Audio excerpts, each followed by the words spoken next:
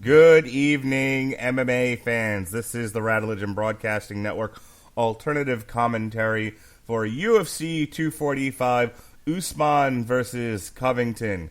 I'm your host, the mandated reporter, and frankly, I'm mortified, Mr. Mark Radulich. And joining me tonight as he provides written coverage for 411mania.com in the MMA section, ladies and gentlemen, the host of the 411 Ground and Pound radio show, your friend and mine, the great Robert Winfree. How do you do, sir? I was doing better until we went down memory lane about all the crappy movies you've made me watch, but the fights have been good. Well, I really don't need to revisit that conversation for the audience, thanks. If they listen to Damn You Hollywood, they have a running commentary about it. That's fine.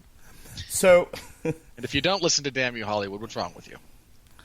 So tonight, we've got a triple header of title fights and two what look like bangers on the main card. This is the best main card of the entire year on paper. So far the prelims have been pretty good. Pretty good. We had 4 fights in the early prelims, and then another 4 fights where 3 out of 4 of them were finishes. Just kind of whipping through this. Soriano defeated Pachoida by KO in the first round. Jessica Evil Eye, she's fat. Missed weight by 5 pounds. Yeah, you're fat. Had a unanimous decision win over Araujo. Moreno defeated Carafons by unanimous decision. And Hooper, who then got the dubious honor of having a replay on the prelim card, defeated Tamer by TKOs with elbows. And which was a great fight because I thought he was going to get taken out in the first round there, but he came through with the victory.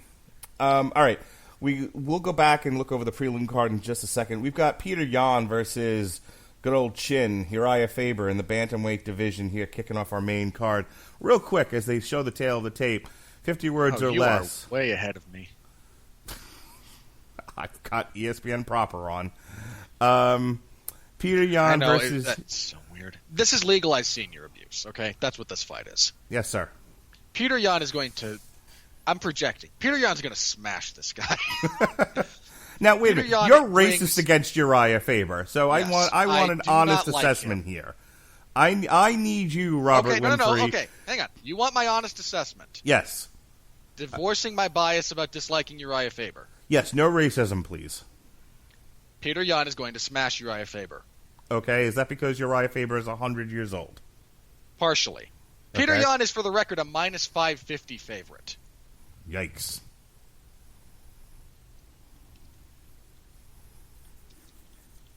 So, I would have thought at this point, at this juncture, with nowhere to go but down, Uriah Faber would just stick to coaching and opening gyms. You'd think that, but this is MMA. Sure. Look, Faber just, I don't know, saw an opportunity to come back, thought he still had the competitive fire, couldn't handle not being in the spotlight, whatever motivation you wish to ascribe to him. I can't speak to any of those beyond... Didn't Faber used to fight at featherweight? Yeah, that's where the bulk of his career was. And so why is he dropping to bantamweight? He's been a bantamweight for several years now. Okay, this isn't a new thing. No. He's been here for a while. Okay. All right, we are about to get underway here. So, not a lot of strategy we were able to talk there because most of it was spent before we hit the record button with us arguing over whose fault the schedule was on Damn You Hollywood and why Rob. The answer is Mark. Well, yeah. Okay, look. As for strategy, I'll try to be brief here. Peter Yan is one of the best examples of how to hybridize boxing into mixed martial arts.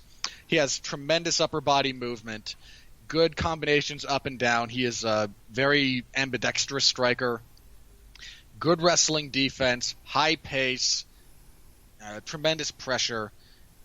Peter Yan is an exceptional fighter. I am very I've been high on him for a while. I was high on him before he got into the UFC.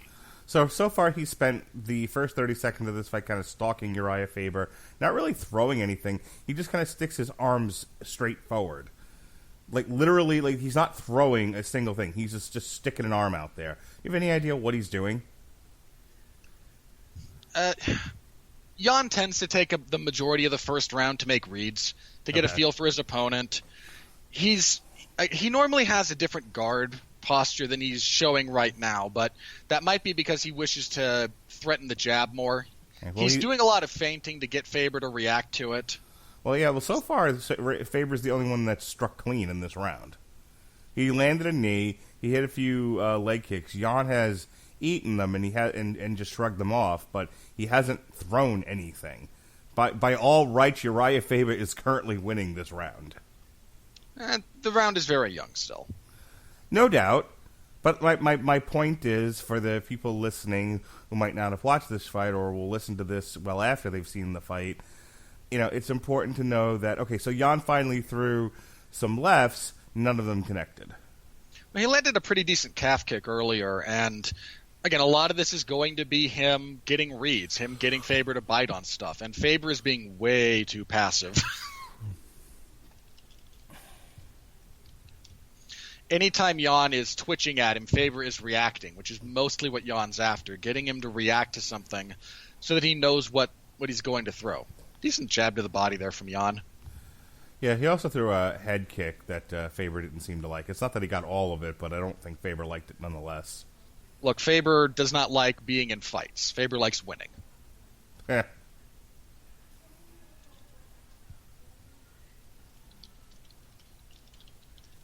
Front kick from Faber. Jan just kind of walks through it. Yeah, Faber has not done much to dissuade Jan's pressure, and that's a big problem for him going forward.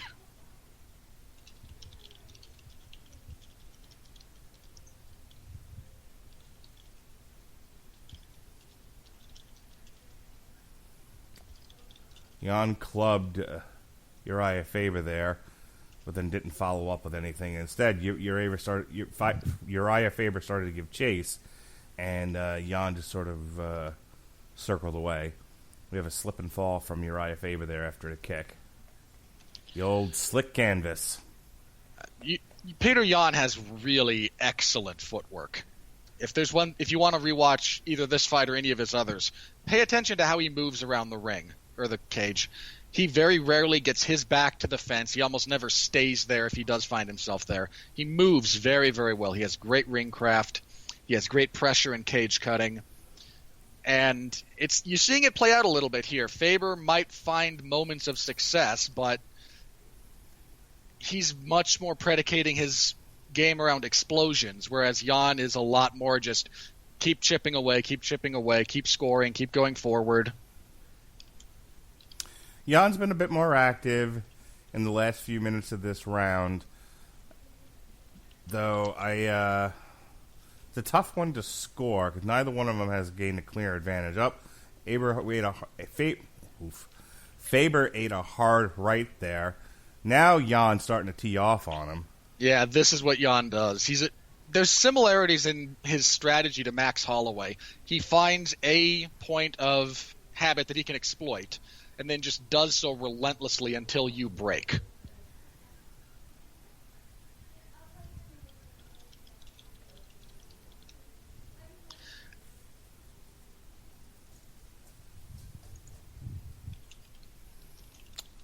Some more clubbing rights and lefts from Jan.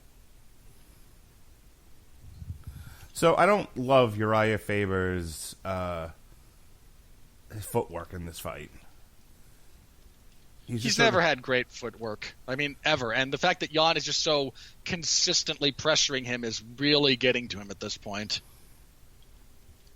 Well, he's allowing Jan to dictate where the fight takes place, and he just keeps backing up into the cage. He circles a little bit, but he's basically going wherever Jan puts him. And that's the end of round one.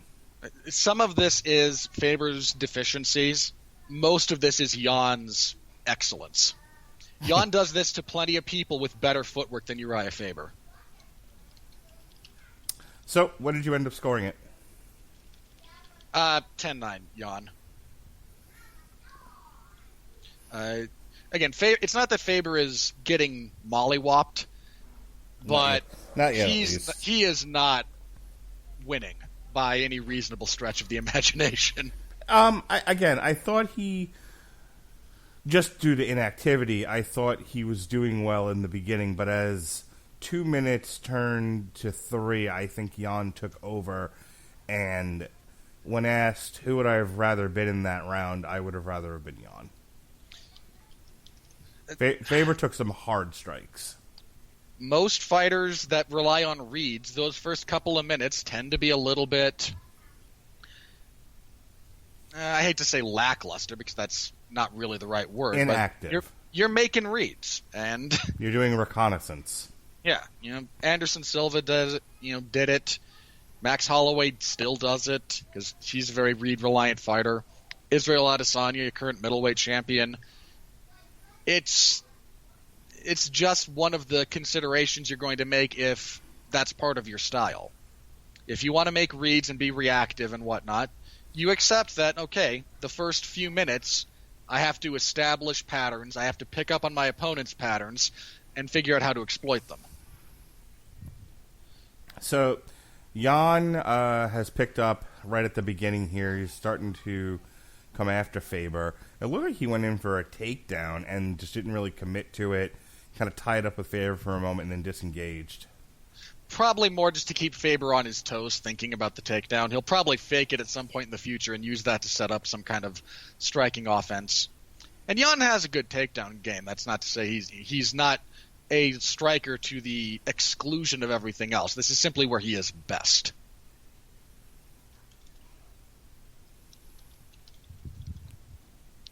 Faber really does not like the pressure. No, Faber is running for his life. And now they are tied up against the fence with Faber having underhooks. This is the area that Jan has to be more careful in, is the more static things get.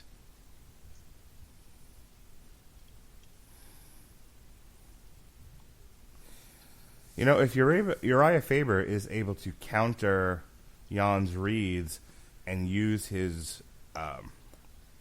experience to his advantage, he might be able to eke out a decision here. He won't be able to do that if this fight is contested on the feet. He's just not good enough in that area. Faber has to get this fight to the mat, where he can try and explode, where he can try and scramble, get some control, inflict some damage. On the feet, Uriah Faber has always only been the right hand. That's all he's got. And being that one-dimensional with your striking offense against a striker as good as Jan is a recipe for disaster. Right. Faber goes for a takedown, and now he's eating a handful of uppercuts and lets the leg go. Good dirty boxing from Jan. Oh, here we go. We're about to see the end of this fight. So Jan nailed Faber dead in the nose. Uriah Faber's legs went out from under him. He landed on his ass. He gave up his back to cover up, and Jan continued to beat on him. Now Uriah Faber's back on his feet, and Jan gives him a chance to recover, but Uriah Faber's face looks like it was hit by a brick. Jan, while he might give him a chance to recover in the sense that he's not going to go wild, he's not going to give him any real time to recover. He's going to keep pressuring him. Yep. Knockdown from an elbow, a right elbow, sends Uriah Faber careening to the canvas. He's back on his knees again. Back to Jan. Jan is continuing to lay in strikes from the back. He's got him around the waist, but Uriah Faber's back on his feet. I spoke too soon. He's on his back. And Jan is now currently working from guard. Faber might see the end of the round at this rate, but... No, they're calling in the doctor. Yeah, this is... again, I said senior abuse for a reason. So they're going to go ahead and check out... Oh, my goodness. I mean, that's a lot of just blood that's been wiped away, but he has a large hematoma on the bottom left of his left eye. I mean, that's gross looking. So they cleaned up his face, they checked out the hematoma on the eye, and they're going to put Jan back on him in full guard. good decision by the ref. If they had stalled out, then and you want to get something checked, that's a good place to do it, and good on the officials to give give Jan back the position he had fought to earn.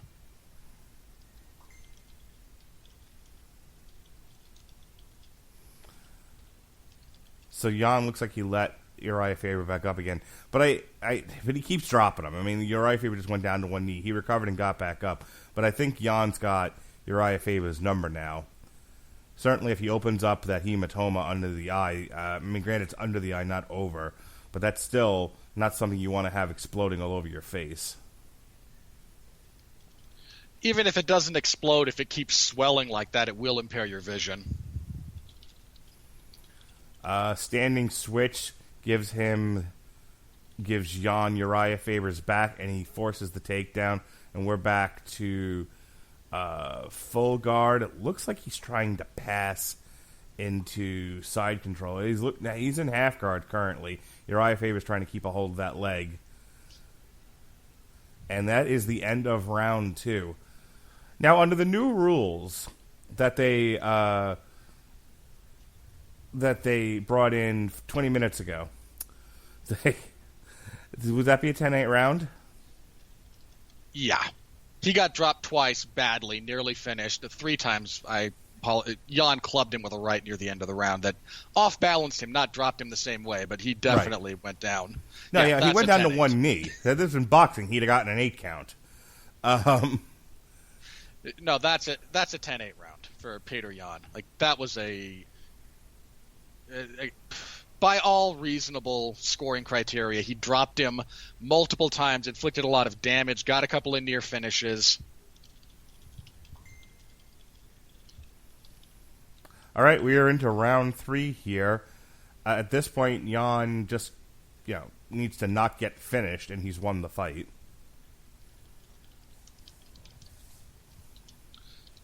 Yeah, that was a huge second round for Peter Yan.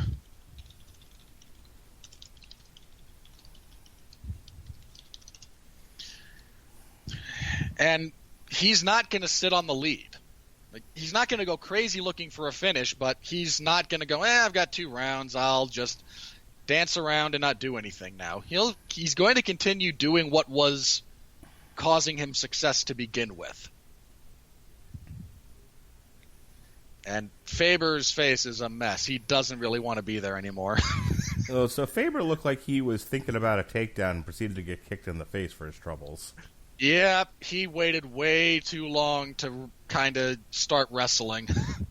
He needed to do that much sooner. Oh, and we're dead. Oof. Head kick KO in the 3rd round sends Uriah Faber's eyes rolling into the back of his cornrows. I am not going to pretend not to be happy about this.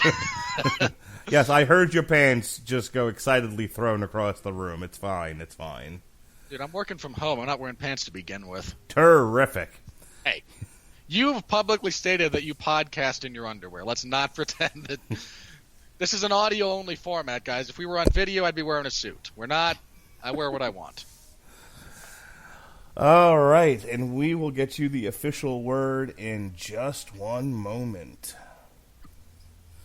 All right, we have official results in. Peter Yan, as we all know, defeated Uriah Faber by KO via front kick in the first 43 seconds of round 3. A thing of beauty, Robert Winfree, no doubt. Oh, yeah.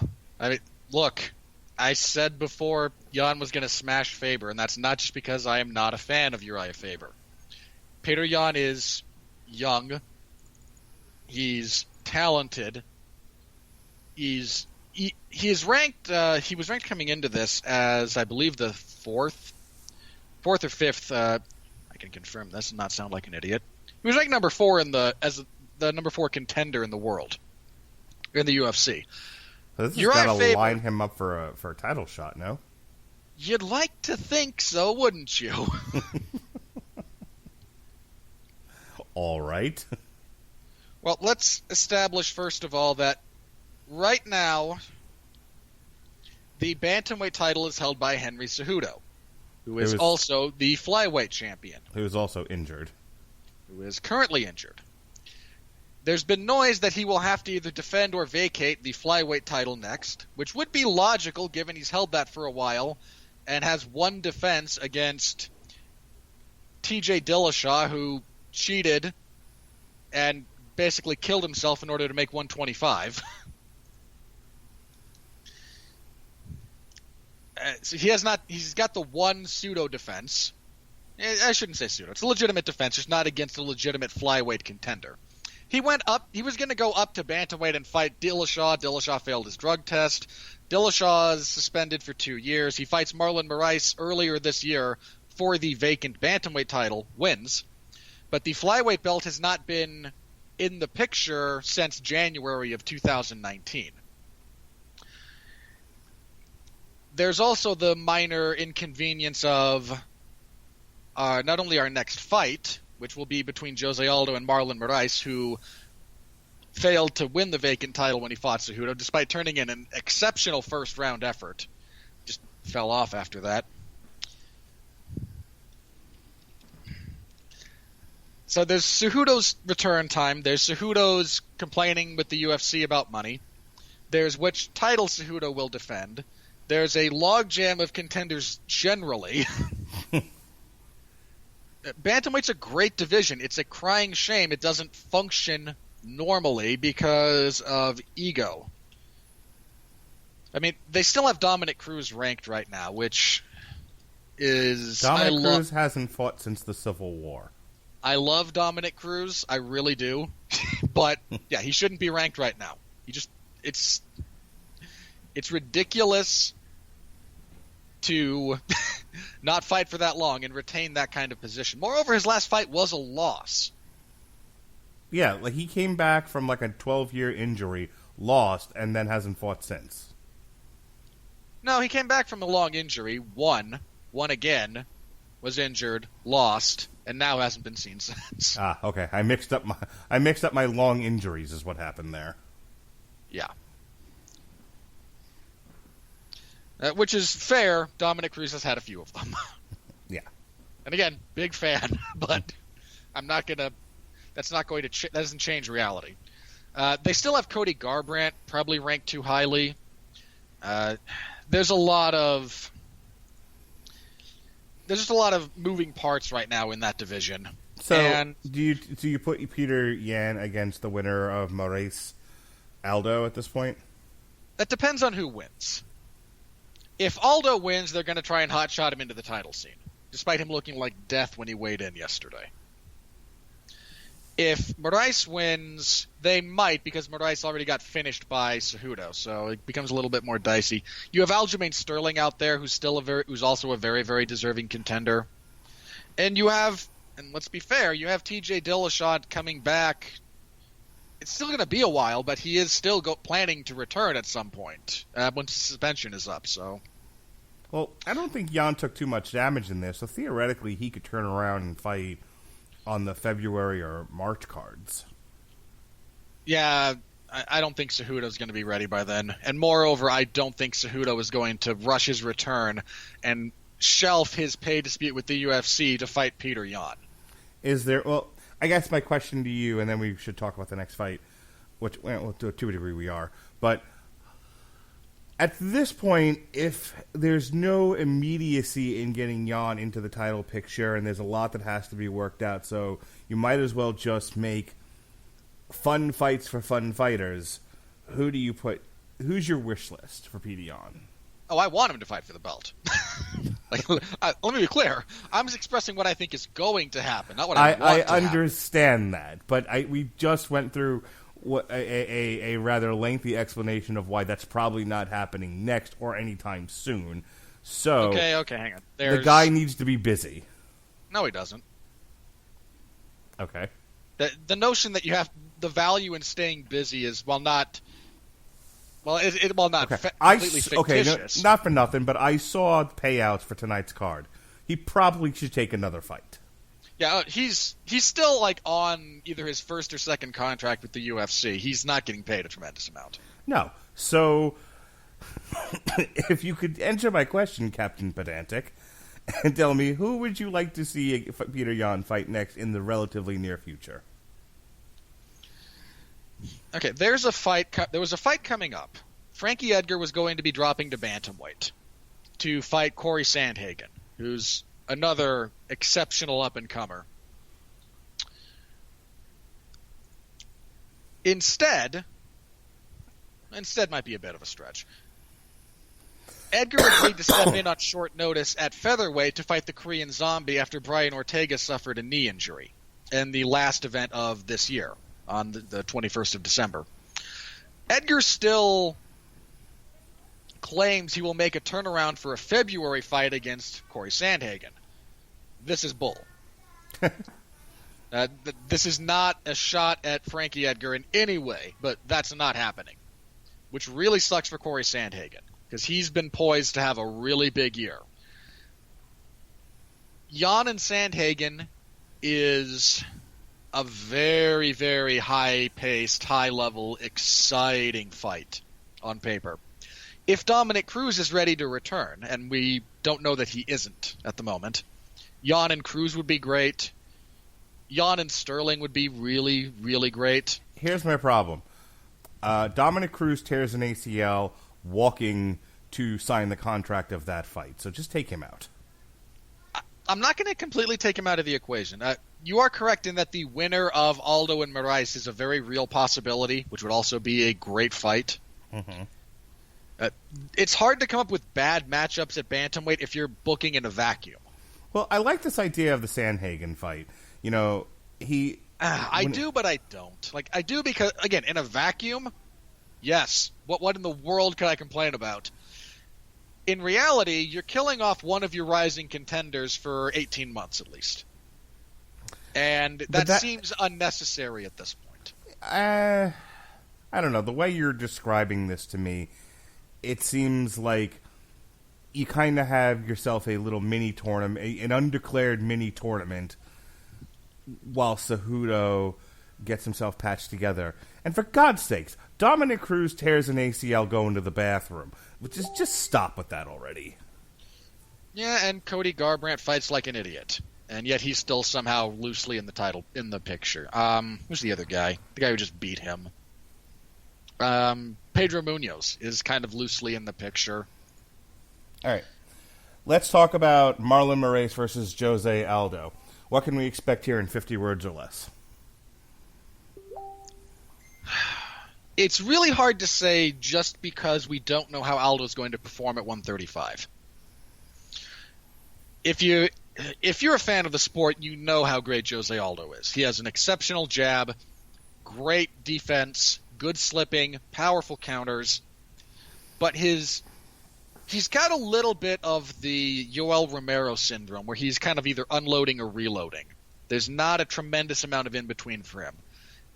More than Romero, who has no middle ground at all. Aldo can jab very well. He can kick. He does other things, but there is more of that kind of habit of behavior in him than not. Moraes is more of a kicker. Very good on the ground. Decent clinch game. Moraes' big problem, especially in the Cejudo fight, was once things got into the pocket, into middle distance, he had a real hard time answering the pressure and attacks of Henry Cejudo. And if Jose Aldo implements a similar game plan, he might see a similar result. Officially, I picked Marlon Moraes for this fight, just between the weight cut from Aldo and Aldo's propensity to exist in a specific distance that is a bit more conducive to Marlon Moraes having success. But this is a really solid fight. And this is the antithesis of an easy fight for Aldo's debut at bantamweight. Moraes has been one of the very best bantamweights in the world for quite some time now. So when Jose Aldo loses this fight, does he go back to playing soccer?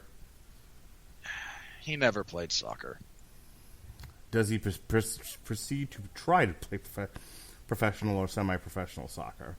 I know he loves his soccer. Sure, he's Brazilian.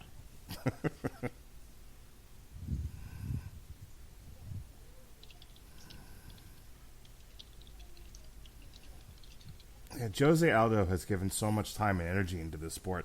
I would like to see him ride off into the sunset and do something else with his life. I don't love the Terry Funk / BJ Penn, stay too long, go forever, and barrack yourself out the door. Yeah, I would have. Look, there's a gag running around the MMA world right now that Aldo's been retired since the second Mendez fight, which, in all fairness, is one of the best fights you will ever see. I still can't believe he got dropped in one punch to McGregor. That fight gave me PTSD. Feels surreal to think about it, doesn't it? Yeah. Especially because, the UFC is not known for their creative marketing, and the commercial for Aldo McGregor was fantastic. I mean, yes, it was. I can count off on my hands the amount of great promo videos for UFC pay-per-views. Nothing has been better than Jake Shields versus George St. Pierre. I would contest opposite of that fight. I would contest that. The promo for the first fight between Daniel Cormier and John Jones is exceptional. The promo for the fight between Ronda Rousey and Holly Holm is exceptional. And the McGregor-Aldo promo was pretty darn great. I don't know. I'd have to go back and rewatch those, and maybe that might be a little fun extra thing we should do one day is kind of look at the top 5 promo videos for UFC, because not like they've had a lot of them. But I still vividly remember. Look, if something has stuck in my memory this long, it obviously stuck with me. And I vividly remember the Jake Shields, George St. Pierre promo. Oh, it was great. It was also one of the first examples in a long time of the UFC promotional machine not being terrible. Well, sure, because 999.9% of the UFC promo videos are this guy knocks somebody out, that guy knocks somebody out, and Joe Rogan orgasms in his pants. Yeah, it's a lot of rinse as far as that goes. Yeah. Oh, crap. Oh, this one almost ended early. Marlon Moraes started her off with the left kick to the head and caught Alzo square, but Alzo recovered. Boy, Marlon Moraes just won't stop with that left kick to the head. That is his weapon of choice. He's not joking around with it.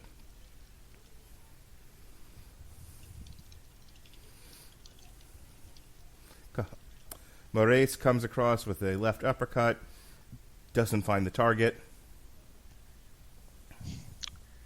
Yeah, Aldo, his defense, as you can see, is holding up okay so far, but oh god, he looks so bad, just physically. This is not his weight class. Yeah, he's looking very sallow and pale for a Brazilian fella. He looks depleted. He looked so bad. He looked like Skeletor on the scale yesterday. He looked awful. He just caught another left from, this time a punch from Moraes. A little bit of stance switching from Moraes, which not something he's known for. But if he's adding it to his arsenal, it's a good addition.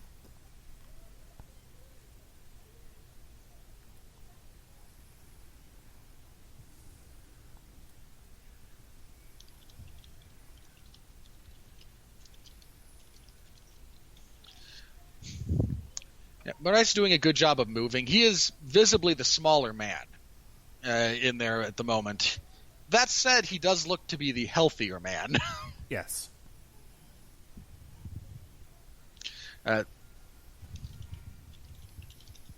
Aldo had been content to just sort of counter or wait to react to Moraes. Now he's at least coming forward.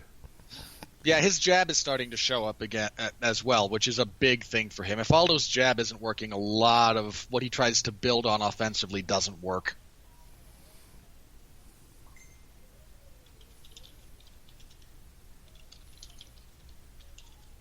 The conditioning for both men is going to be very interesting. Moraes faded hard in the Cejudo fight, and Aldo's conditioning has never been.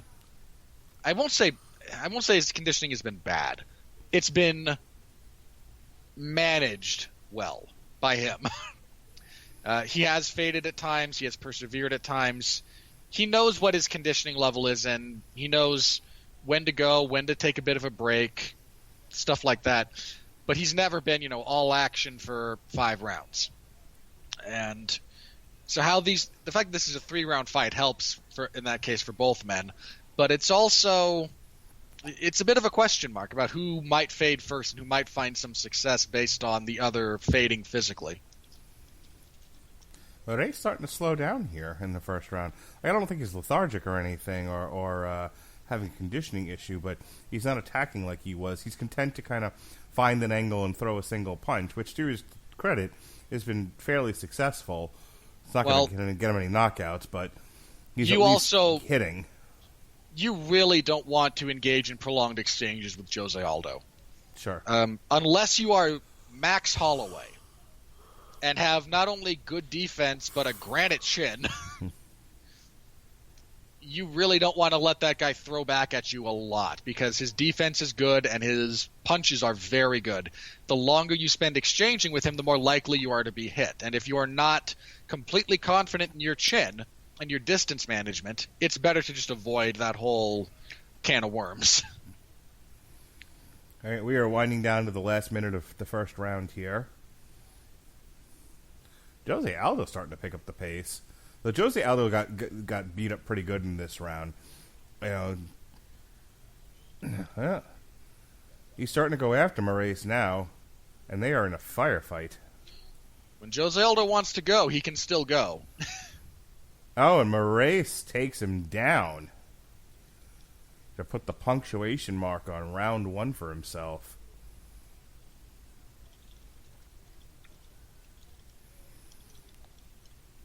And Jose Aldo's going to batter up Moraes' head while he lies on him in guard, and that is the end of round 1.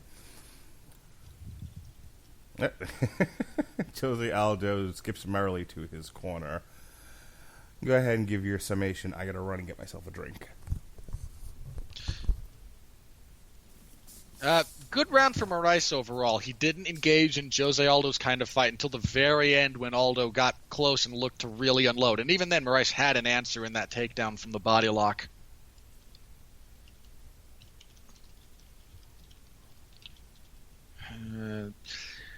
Aldo looks to be in decent physical condition as far as his conditioning goes, but I do wonder how long that's going to hold up.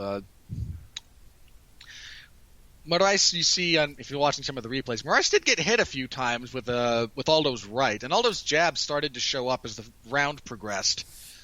But by and large, a round for Moraes, good use of his legs as far as kicking goes, good punches. He landed some really good shots, good use and good strategy to just avoid Aldo's game plan. Close-up of Aldo's face there. He looks a little beat up, which he was. Yeah, Aldo's years, in the sport as well are starting to catch up to him a little bit. Aldo's coming off of a loss to Alexander Volkanovski, which was his first loss in a 3-round fight since, you ready for this? 2005. Wow. He'd lost a couple of fights between now and then, but they were all title fights. Sure. And even then, only to McGregor and Holloway.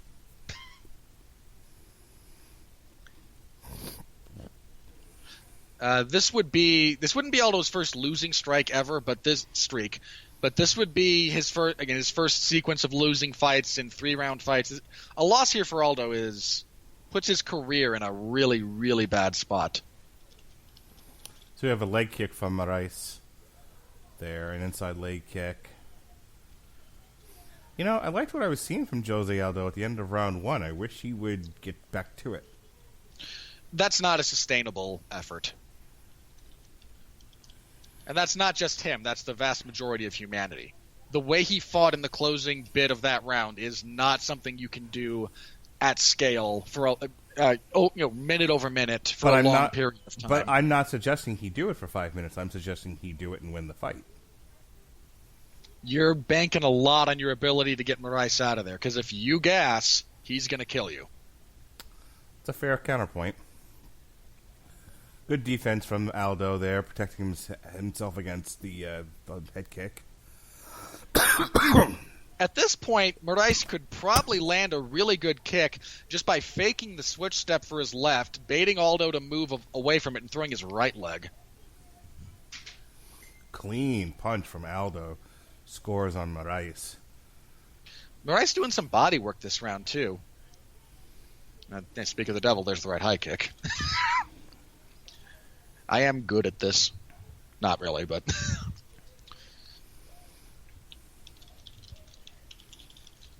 Aldo jabbing to the body as well. Both guys seem to be working on setting their stuff up now more than just kind of relying on explosions, which is good.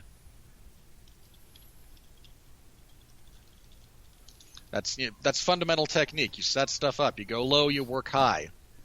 You get your opponent thinking about something else, then you surprise them. I'm perpetually annoyed by the amount of just stupid headhunting that goes on in MMA. Well, that's something we've been talking about for years, even when I did the podcast, about how people just throw hooks and power punches and they don't box. It does seem to be going away. And in all fairness, part of the reason you have to set stuff up in boxing the way you do is the size of the gloves and the nature of defense. The nature of defense in MMA is very different from the nature of defense in boxing, especially when it comes to covering up. Sure. There's a lot of generalized arm and hand positions that are good to adapt. Good trade of rights there by these guys. They are getting after it.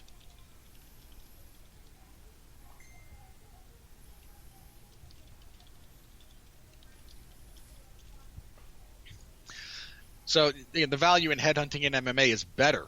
It's more likely to pay off than it is in boxing or even kickboxing. But there's spinning back kick from Moraes. Again, blocked though by Aldo. Didn't have as much starch on that one as his other ones, which were lightning fast. No, a lot of Moraes' explosive movements are going to slow down as the fight progresses, and that's not a knock on him or his conditioning. That's a reality of everyone. It is a bit more pronounced when he is as explosive as he is early, but...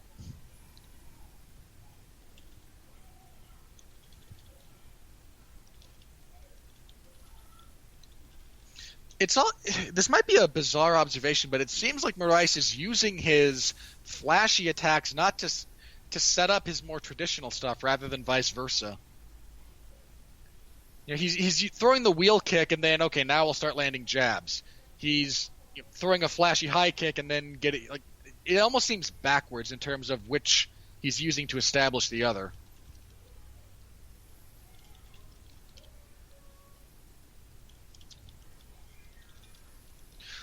Aldo also at this point has a good read on that left head kick from Moraes. He needs another weapon. Yeah. Or it needs to come at the end of a combination. Yeah, he can't just throw it out there naked anymore. This has been a darn good fight so far. All right. So the first round clearly went to Moraes. How did you see that second round? I'm actually leaning towards Aldo. He landed more jabs. Moraes had some bigger moments, but if we're looking at just who did the most consistent work, I think that was an Aldo round. I can't say I disagree with you too much. I didn't see as much from Moraes in that second round as I did in the first.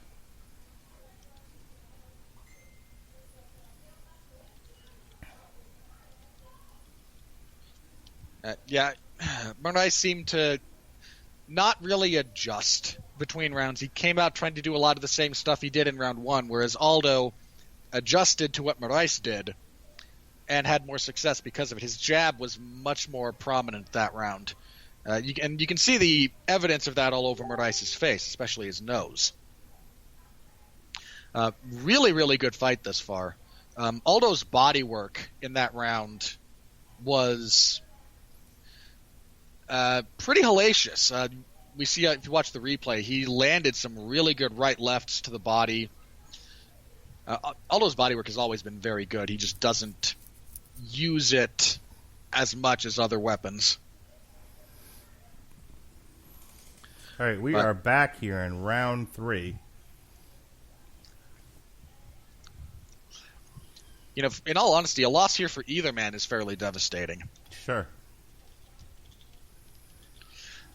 For Aldo, you're again on another losing streak. You've now failed down a weight class, and if you're Moraes, it's a losing streak. It's a loss to Cejudo. It's a loss to Aldo. It means you've got to retool some things in pretty real ways. Nice double jab there from Moraes.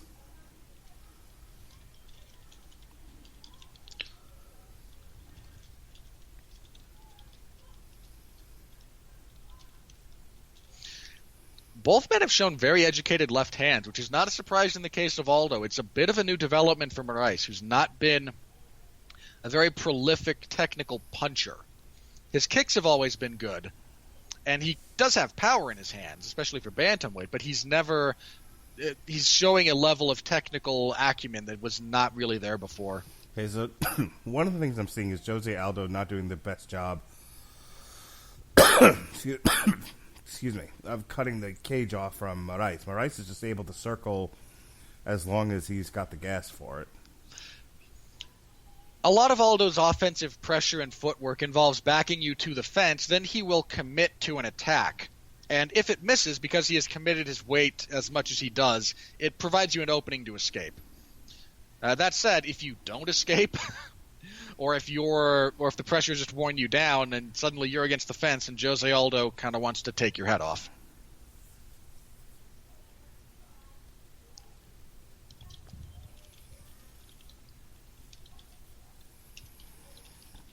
A lot of circling. A lot of circling from Moraes and Jose Aldo just following, which I don't love. I think if Aldo had a better idea of what he wanted to do once he cut Moraes off, he would probably be cutting him off more. But another important thing to remember, Aldo, over the last few years, has been more of a counter striker. A lot of his forward motion only comes after he's hurt you on the counter. So this is something that in real time he's not done in a while, as far as general strategy goes. Well, if Moraes can keep up the pace, that doesn't really favor Aldo, especially as depleted as he came into the weigh-ins. Jumping knee from Aldo. Well, Moraes also isn't pushing Aldo to work the entire time, which is a big thing about Aldo. If you want to beat him with pace and pressure, you have to force him out of his rhythm. And Moraes has thus far not done that. No, he started off really hot and heavy in that first round, and gave away the second, continuing the same pattern in the third. Well, he's at least outlanding Aldo here in the third, where I felt he got outlanded in the second. Well, speaking of landed, Jose Aldo just scored another one squaw in the mouth. In all fairness to Aldo and my reference to how bad he looked on the scale, he's performed well. Certainly relative to how he looked yesterday. A little surprised that Moraes hasn't tried to mix in some takedowns again, even if just clinch stuff or just to get Aldo thinking about it.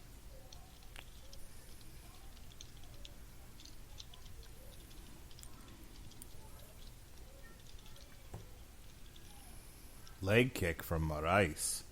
Chopping leg kick. Yeah, Moraes more of a kicker than Aldo recently. Good right from Moraes. Yeah, Aldo looked like he was almost complaining about something, but the ref didn't get involved. It didn't stop, so I wasn't quite sure what that reaction was. So Aldo didn't really command on a takedown, but he caught two for his troubles because of it. When Moraes fakes a change of step, or he shows a step through on the right side, Aldo's biting on that almost every time. Moraes could follow with a shifting left hook.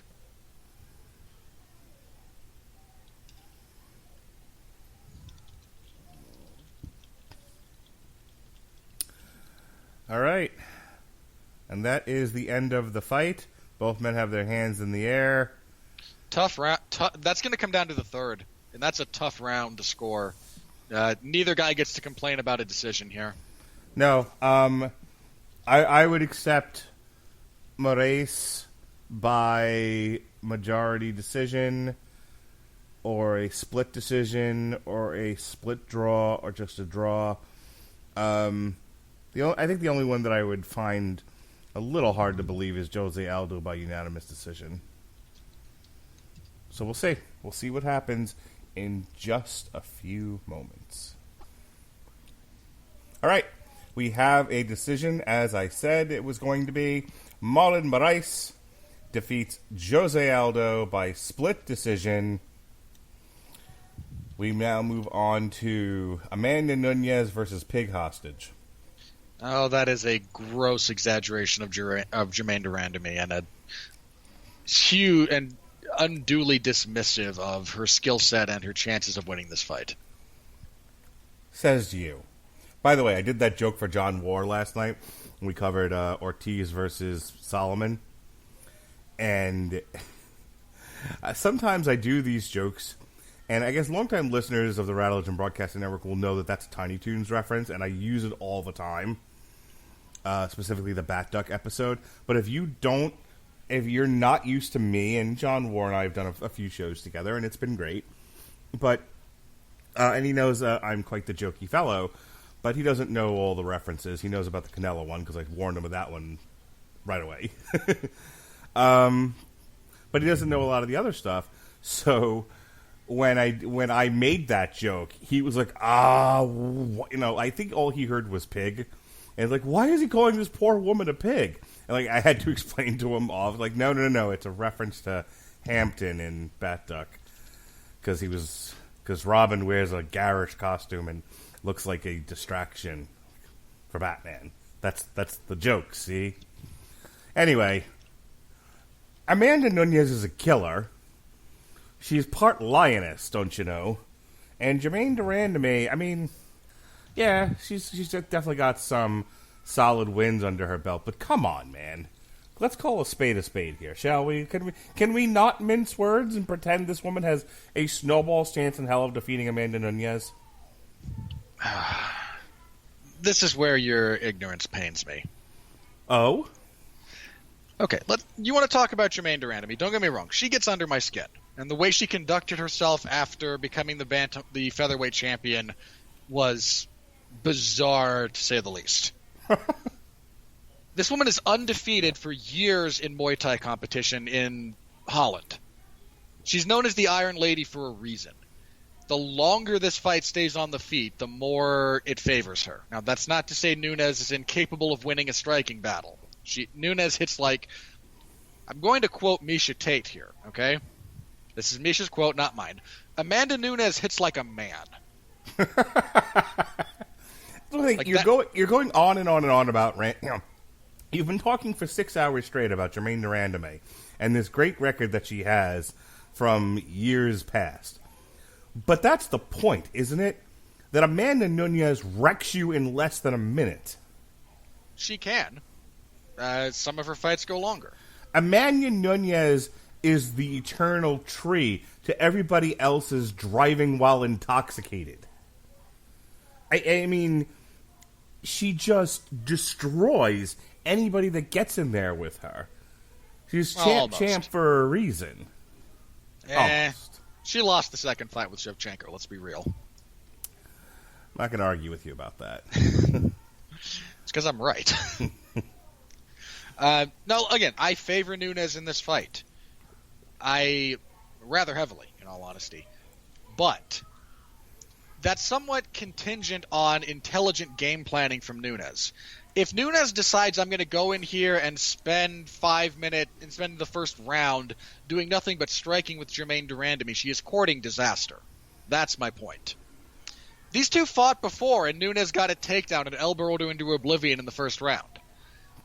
If she's smart, she'll try. Thank you for making my points for me, but go on. Dang, that was years ago. And if she's smart, she tries to do that again. But the notion that Jermaine Durand is here just to be a highlight is erroneous. Jermaine Durand is a very good fighter. Again, do I favor her to beat Nunes? No, I do not. In the last 6 fights. All right. If we're going to do this, go ahead. In the last 6 fights, these are facts. Okay. Okay. She submitted Miesha Tate in the first round. Very naked choke. Nunes? Nunes, yeah. Was that really in the first round? For some reason, I thought it was second. I'm looking right at it. No. I believe you. That's my faulty memory. Continue. Okay. She murdered Ronda Rousey in the first round by TKO. Yep, that was a beating. The next 2 go to decisions. Fine. No, I'm sorry. The next one is a split decision with Shevchenko, and she probably lost that one. I think she lost that fight. I am not alone in that opinion. Well, the record books say otherwise. Hey, look, I'm happy to acknowledge that she officially won, okay?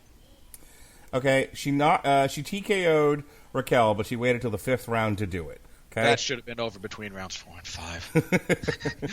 5. Raquel's corner, listening to Raquel Pennington say, "I'm done," and then going, "No, get back out there," is like borderline criminal. Okay, and then in the last 2 fights, she KO'd the unKOable, unless it's in lion fights, the murderess, the woman that sent that poor little Japanese woman trying to escape the cage for her life in Strikeforce. Look, in all seriousness, if we're going to talk about women whose records are padded and who fought a bunch of pig hostages, it's Cyborg, not Nunes. Either way, speaking of hits like a man, she KO'd that woman in the first round. 51 seconds of the first round. Crazy fight. And then, professional boxer extraordinaire, champion in her own right, the preacher's daughter, the woman who KO'd Ronda Rousey out of mixed martial arts for a year before Amanda Nunes finished her off. First round, TKO, head kick, and punches. Amanda Nunes over Holly Holm. Now, I ask you, sir. Okay. And she's already beaten, as you said before, Germaine de Randamie once. Yes. How does...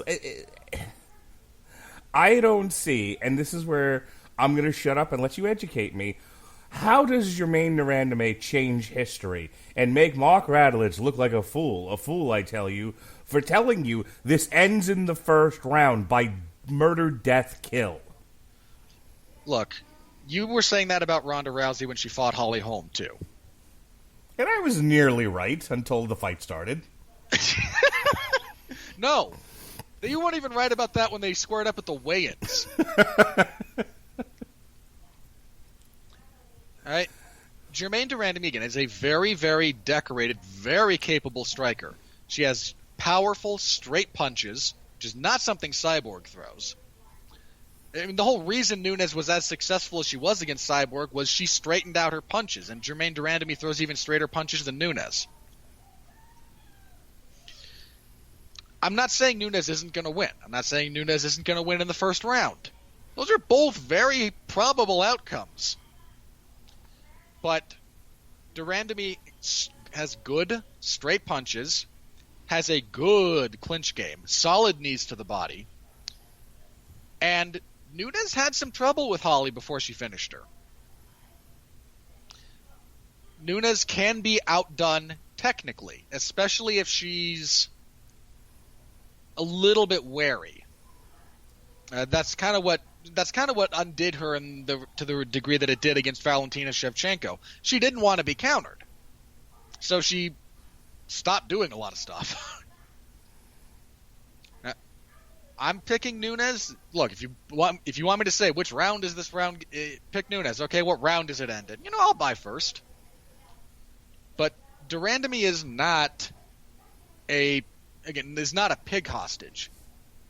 Now, if Nunes can make her look like a pig hostage, that is a superb statement of Nunes' ability.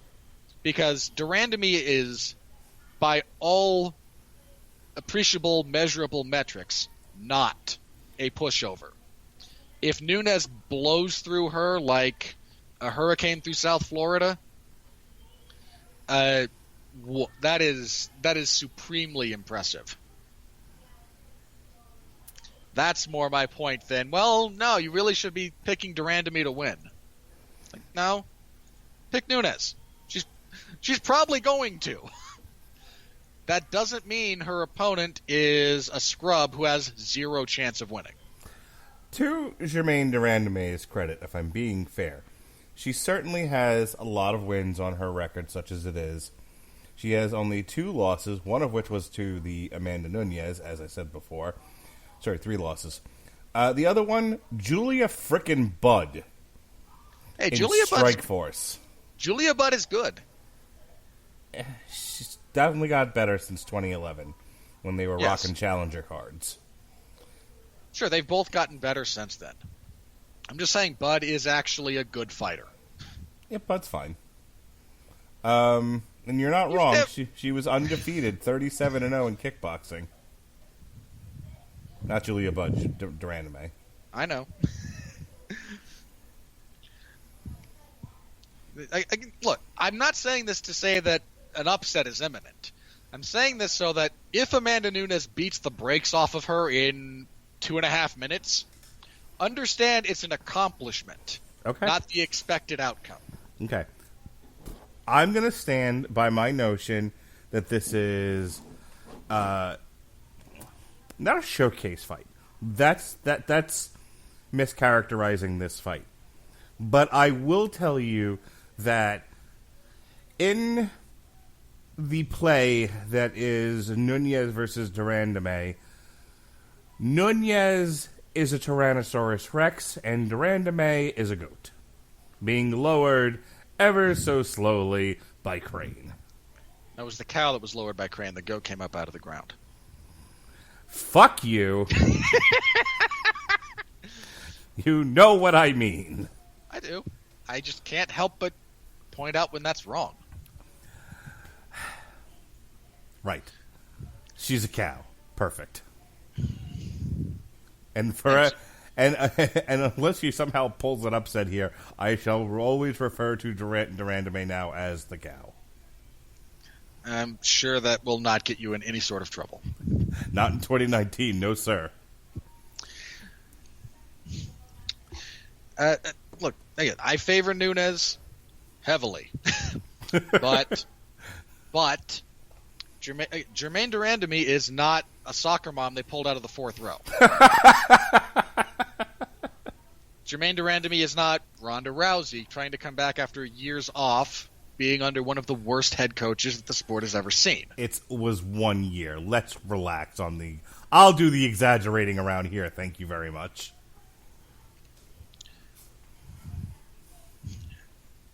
She is certainly not... I'm going to piss off some Valentina Shevchenko fans. She is certainly not Priscilla Cachoeira, who was fighting in a promotion in Brazil that literally holds fights on match they throw down under overpasses. Perfect. That is a thing because Brazil. All right. Round 1. It's not over yet. We start off with a series of shared leg kicks between the two. And an overhand from Nunes sends de Randamie spiraling backwards into the cage. But Amanda Nunes gives her room to breathe. She does not go in for the kill, though she is licking her chops. I can see her doing it. Don't want to get reckless. And not just... Leg kick from de Randamie is caught. Nunes throws another overhand. De Randamie is able to defend. Amanda Nunes is just brutalizing de Randamie's leg. Yeah, both women have heavy kicks, and I expect them to use them to the extent they're not punching each other.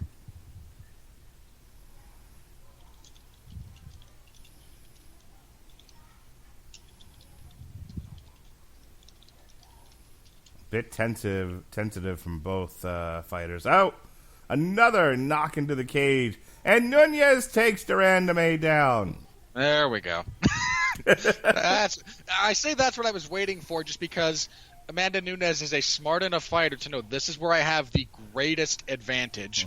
I'm going to do it. All right, now she's standing over de Randamie, and if hardcore music were playing, she'd be picking up change.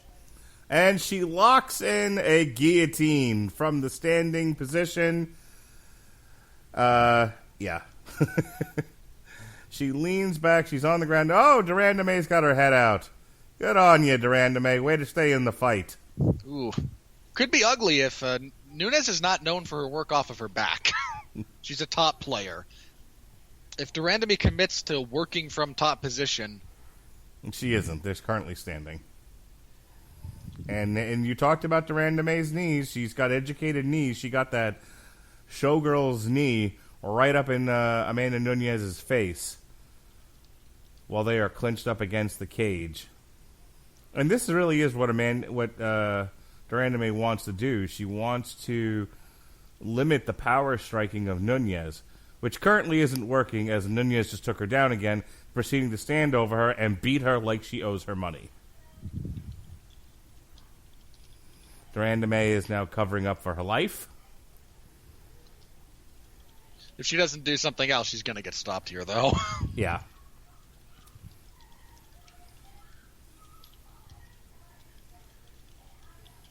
Amanda Nunes almost took an incidental upkick.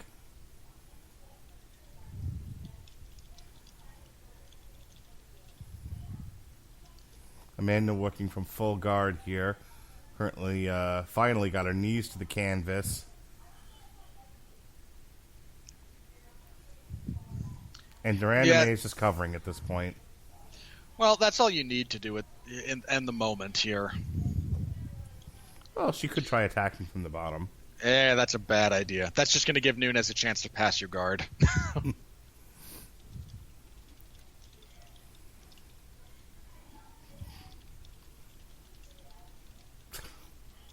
Hey, guess what, folks? Amanda Nunes is standing over Duranda May and pounding her into so much ground beef. You know, that said, Nunes is putting out a fair bit of effort in this round. Mm-hmm. And Nunes' cardio is, I won't say a bad thing, but it's a bit of a question mark because she's never been pushed over a 5-round fight. Okay. Other than frantically kicking her legs at Nunes to try to keep her from standing over her and pummeling her, Jermaine Duranda May has given up any kind of offense in this fight. Well, for the moment, yes.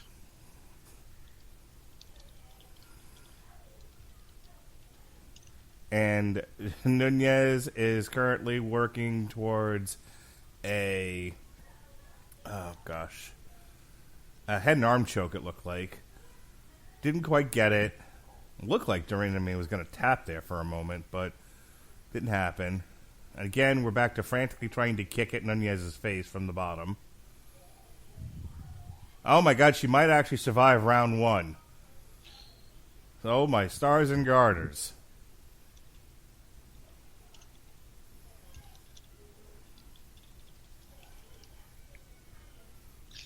And she just turtles up.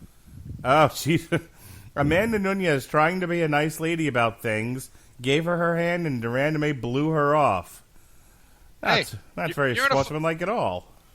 You're in the fight. Oh, Talk to me after the fight. The bros like to hug in the middle of the fight, at the beginning of the fight, at the end of the fight, later on at the bar. Look, and if they do it in the middle of the cage, it pisses me off. I'm just saying it's a thing that happens. It doesn't mean I have to like it. So, at least 10-8. Glad we agree. Yeah, that was a shellacking. Like, I'm not. No two ways about that one. Nunes smashed her.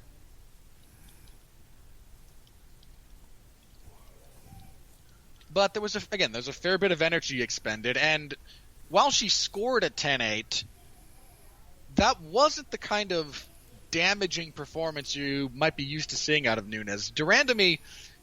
Oh, now we're going to slap hands. Perfect. Duranda May didn't take a tremendous amount of damage there, which is kind of surprising. A lot of those shots were blocked, or there was so little room to punch, there wasn't a lot of mustard on them, even for a powerful puncher like Amanda Nunes. Amanda Nunes isn't... I mean, look at her upper body, man. That is a powerful woman. Girl's got some broad shoulders. I almost made you know what, screw it. I mean, if I get in trouble, I get in trouble. Yeah, that's a very broad, eh? Terrific. I will give you a for your troubles. Oof. Why must you purr like a walrus? Goo ka-choo. Anyway. To the actual fight. Not a whole lot happening here. We're back to trading leg kicks. These two are swinging those kicks, man. Those are not nice.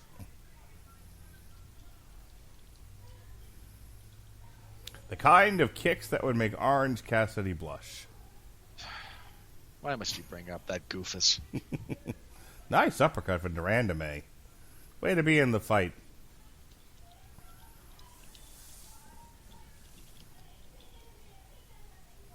Up. And down she goes. Another double leg takedown from Amanda Nunes. Nice timing on that one. Yeah, it was. She ducked. It was a duck under. She grabbed both legs and dumped her. It was very well done. Very textbook. That's also a reaction to Durandame's forward pressure, which Nunes is not very good off the back foot. I mean, she hasn't had to be by and large thus far in her career, but you saw that's part of her reaction to Durandame being the one stalking forward. And it's a good thing to have in your back pocket, the ability to change the conditions of combat.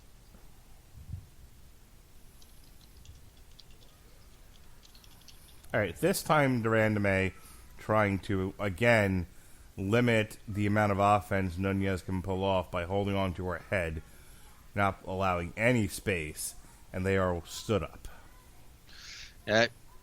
Yeah, she's just stalling. But, hey, stalling is rewarded in MMA, much to my personal chagrin. Ooh, nice head kick from Durandame. And Nunes, you were mocking me. Nunes walks through it. Hey, look, she's already proven me wrong. She got out of the first round. I figured this would be over by now. If you were betting, you'd have bet on the first 2 minutes. Yeah. No, I would have. I don't know why you're giving her the extra minute there. But I'll tell you what, Durandame just scored a series of strikes on Nunes, which resulted in Nunes tying her up. So, I mean, she's in this fight. She's. I will go ahead and take back the pig hostage remark. Jermaine Durandame has provided some stiff competition for Amanda Nunes thus far. Even though she lost a 10-8 round in the first round. Hey, it happens. Frankie Edgar lost a round that should have been 10-7 and came back. Yeah, no kidding. I wonder if Gray Maynard has like PTSD from that night. Gray Maynard's not in the UFC anymore, therefore he doesn't exist. Terrific.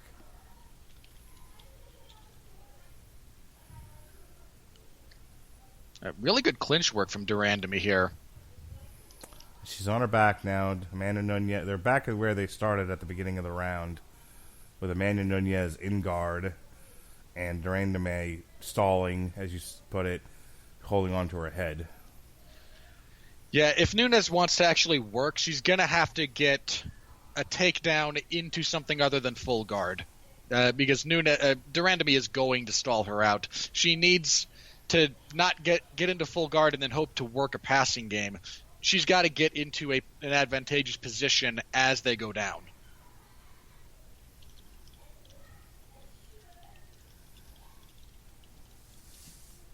Now, we can actually see the significant strike total in round 2. Durandame outworking Nunes by a fairly significant margin. Amanda Nunes currently standing over Jermaine Durandame.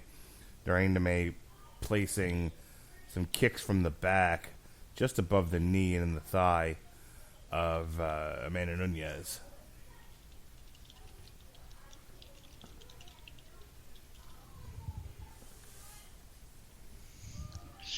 Yeah, Nunes' best work this round has been on the mat. You can see Durandame's technical superiority on the feet starting to play a role. My feed of the show reset for some odd reason, so pardon me while I go play with my remote for just a second. Because ESPN Plus.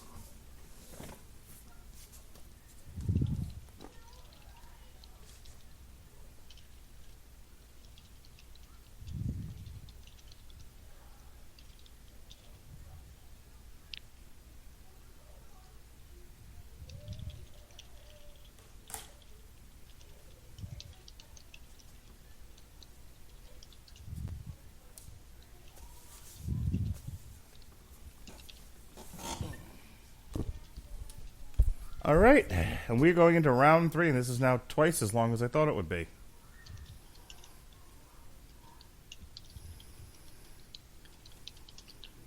Boy, that was a really nice head kick from de Randamie.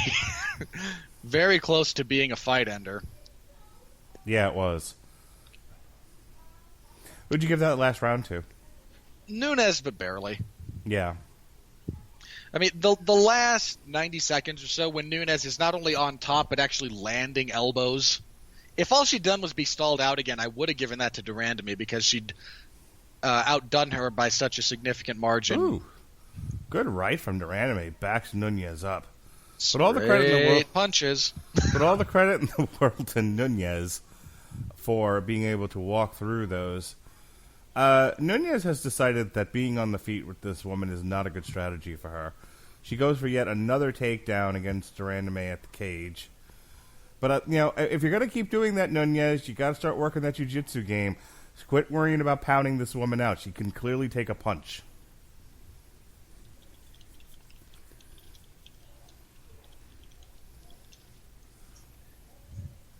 I'm a little bit surprised at how relatively easy Nunes is getting these takedowns. What I'd like to see from her in the remainder of this third round, she's got plenty of time to work, a little less than 4 minutes. Start working for one of those arms, maybe grab a leg. But let's get this done by submission. Stop worrying about pounding her out. That clearly isn't working nearly as well for her as it has in previous fights. Some of that's been positional. Jermaine de Randamie is made of sterner stuff. Well, some of that's been positional. If you're in full guard and your opponent's really locking you down, your best bet is actually to strike. Unless you have a really good passing game, it's just unlikely to occur, especially if your opponent has a really good defensive guard. Amanda Nunes delivers an elbow on the ground to de Randamie. Now, de Randamie has not been able to do much in these positions, but she has prevented Nunes from gaining too much of an advantage on the ground. She's just not winning the fight. Yeah, that seems to be more her preparatory MO for this was, okay, if I get taken down, don't be stupid, don't expose yourself to real damage, make her work, and look for either stand-ups or to tire her out over the course of the entire fight. Right, but then you should have spent a majority of your camp working on takedown defense. Yeah, that's why I've been surprised at how easy Nunes has been getting those. I mean, Nunes has a good takedown game to begin with. I don't mean to say that de Randamie is some schlub. No, but you do need to work on getting your dick in the dirt. Work those hips. Try doing some drills where you anticipate the takedown and you get your knees up there. I mean, who knows? She might have been able to turn this fight around if she had pulled a what's his face against Ben Askren. Okay. The running flying knee against Amanda Nunes, probably not the best idea. Well, I didn't say a running flying knee. I'm saying that's what Masvidal did. I understand. He sprinted across the cage, threw a flying knee, and Askren ducked into it. Okay, so part of that is what I'm trying to do. You draw a circle around the relevant part, see? There are plenty of better examples of fighters using reactive knee strikes to punish takedown attempts. Okay. Perfect, but that's what I was going for there. I mean, we could go old school and say, somewhat terrible human being, but Aramis Franca constantly timed Sean Shirk in their title fight. Mirko Krokop used to be great about that. He shattered whose eye did he just destroy? Was it Fujita's? I think it was Fujita's. Uriah Faber used to do it a lot. He used to let people get the single leg or the high crotch position and then jump with his other leg for knees when he was still an athlete. So for those of you saying, hey, what happened to the fight? Amanda Nunes is sitting on Jermaine de Randamie and elbowing her about the head.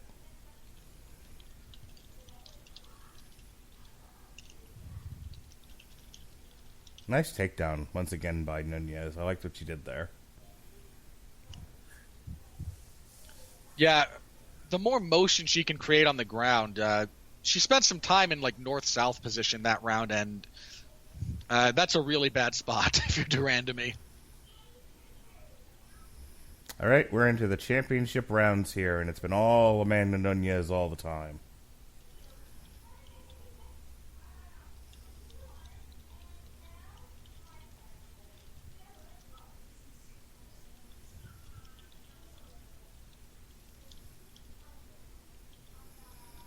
As we see in the replay here, Amanda Nunez putting her hips on Germaine de Randamie and proceeding to hit her with elbows. Another clear round for Amanda Nunez. Yeah, I don't know if that should be 10-8 or not. You know I what? think so. It's marginal, but under the... Oh, she did get hit with that right, didn't she? Yeah, okay, 10-9. That said, I would understand a 10-8 for Nunes there. Round 4. Here we go.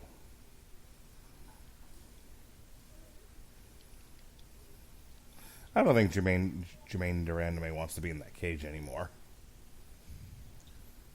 I mean, the number of people who actually want to still be in the cage with Amanda Nunes after the first 20 seconds is really short.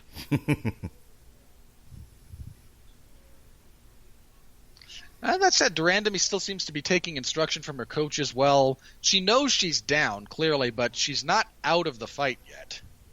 Speaking of down, there she goes.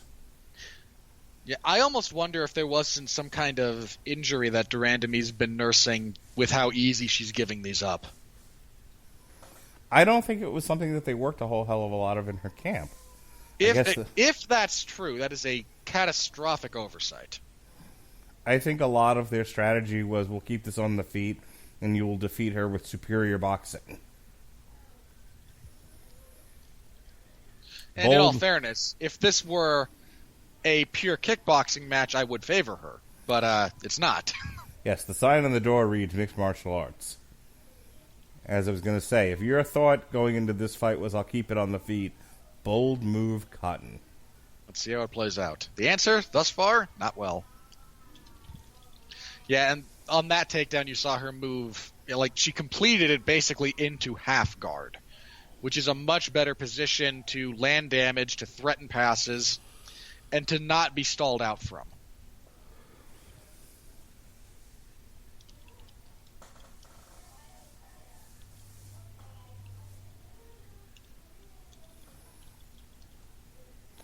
A lot of what we've already seen here.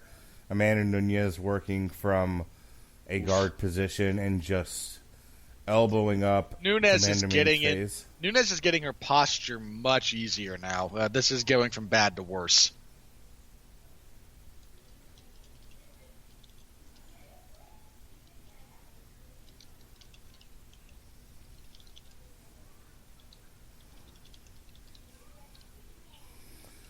Amanda Nunez grinding her way to a victory thus far. Hey, sometimes that's how you have to do it.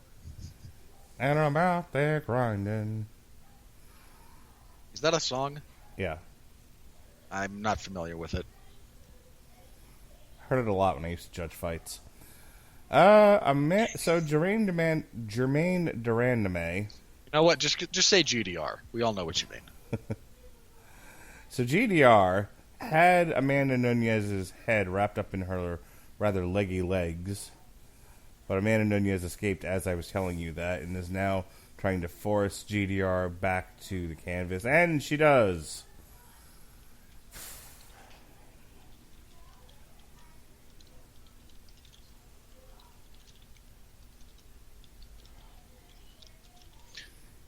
Okay, that mounted triangle armbar, that was pretty close.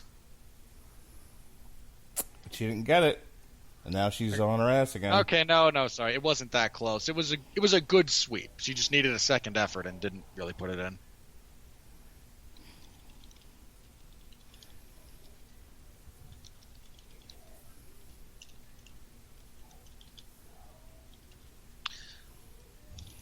This is a war of attrition for GDR. Yeah, she's really hoping that Nunes just gasses herself out, because at this point she's not making her work. Just get tired of hitting her? Is that what we're hoping for here if you're GDR? Pretty much. Which is, again, a really bad strategy. Plenty of fighters with very questionable cardio can fight for a long time if it's at the pace they want to fight at. You want to break that up, you have to get them out of that pace, one way or another.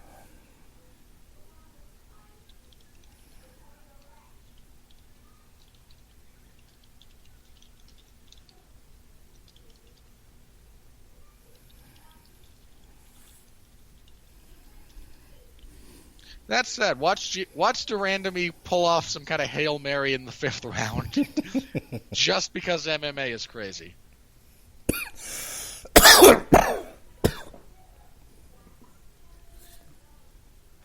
Here, winner, a new bantamweight champion by head kick KO at 4:59. Of the 5th. No, if it goes that far, I don't think she'll have it. She's got to do it early in the 5th if she's going to pull it off. I'm going to give you fair warning that if she does win by head kick KO in the 5th round, I'm going to have to walk for a while. That's fine. We can tell you what. If she does, you pause this for the entire duration of Holloway and Volkanovski. Fair enough. And just let me enjoy that. How is your fight? It's still going on, but I have to go live in the woods to live deliberately now. Hey, deliberation does not wait for convenient timing. This is true.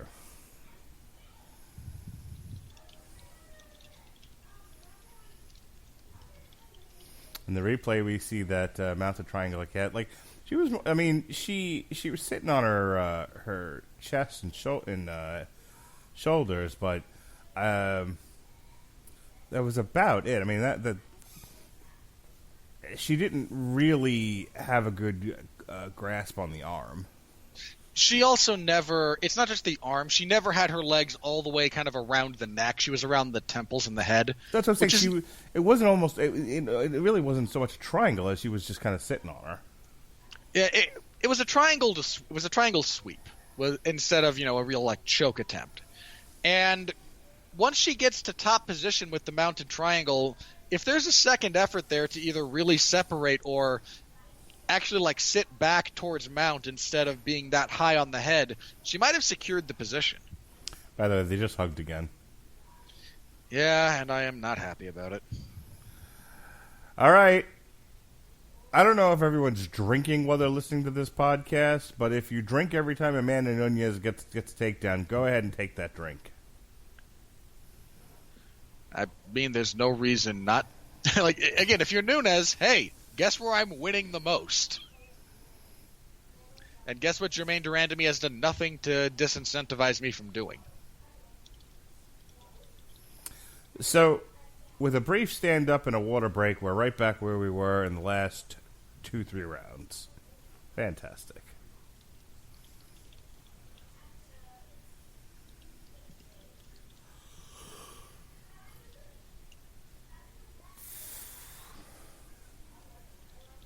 Remember that UFC card that had 3 title fights and they all went to decisions, and it was and it went on till about last week? Yeah, not only did they all go the distance, they all changed hands. The last time there was a triple header of title fights, every champion lost. Good times. For half of the equation. I just, I believe the feedback on that particular card was worst UFC card ever. Which was wildly inaccurate, by the way.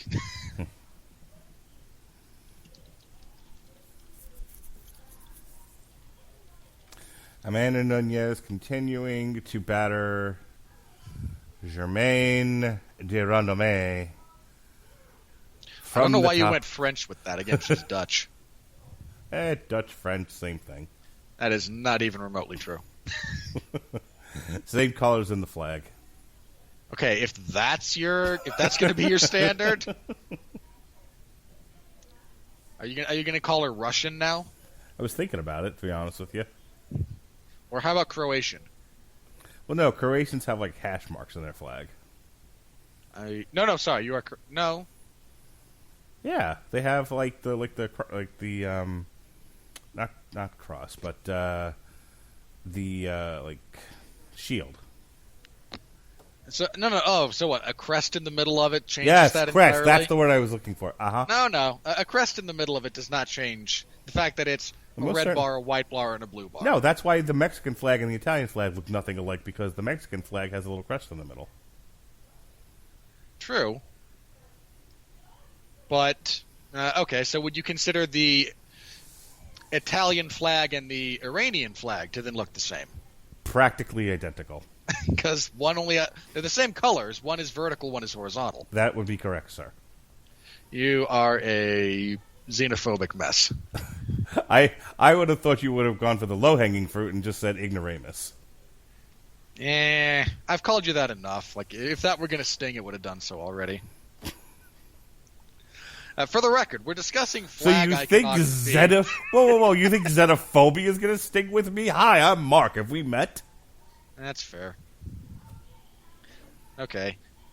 I'll come up with a better way to say that. I'll come up with a better one for next time. Anyway, for those of you wondering why we're discussing flag iconography, Jermaine Durandamy still retains full guard, still gets hit every now and then, as Nunes can't pass, but does enough to avoid a stand-up. That's been this round. So instead, we've resorted to the usual here on the Radulich Broadcasting Network, mild racism. Look, I bring the mild, you bring the racism. All right, let's be clear about that.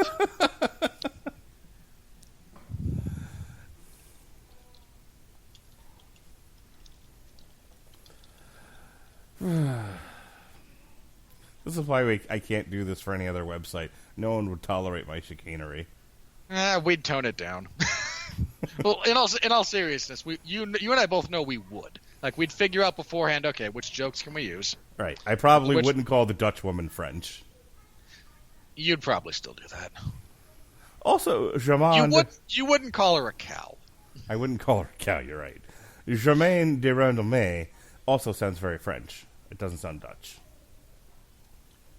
All right. Again, they're geographically close enough for there to be bits of cultural overlap, depending on where you are specifically within... Well, let's talk about my last name for a second.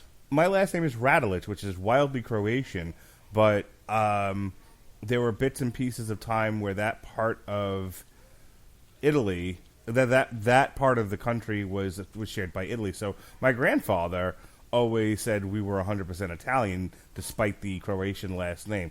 Oh, and by the way, for those of you who do not give a shit about this, Amanda Nunes just won by decision.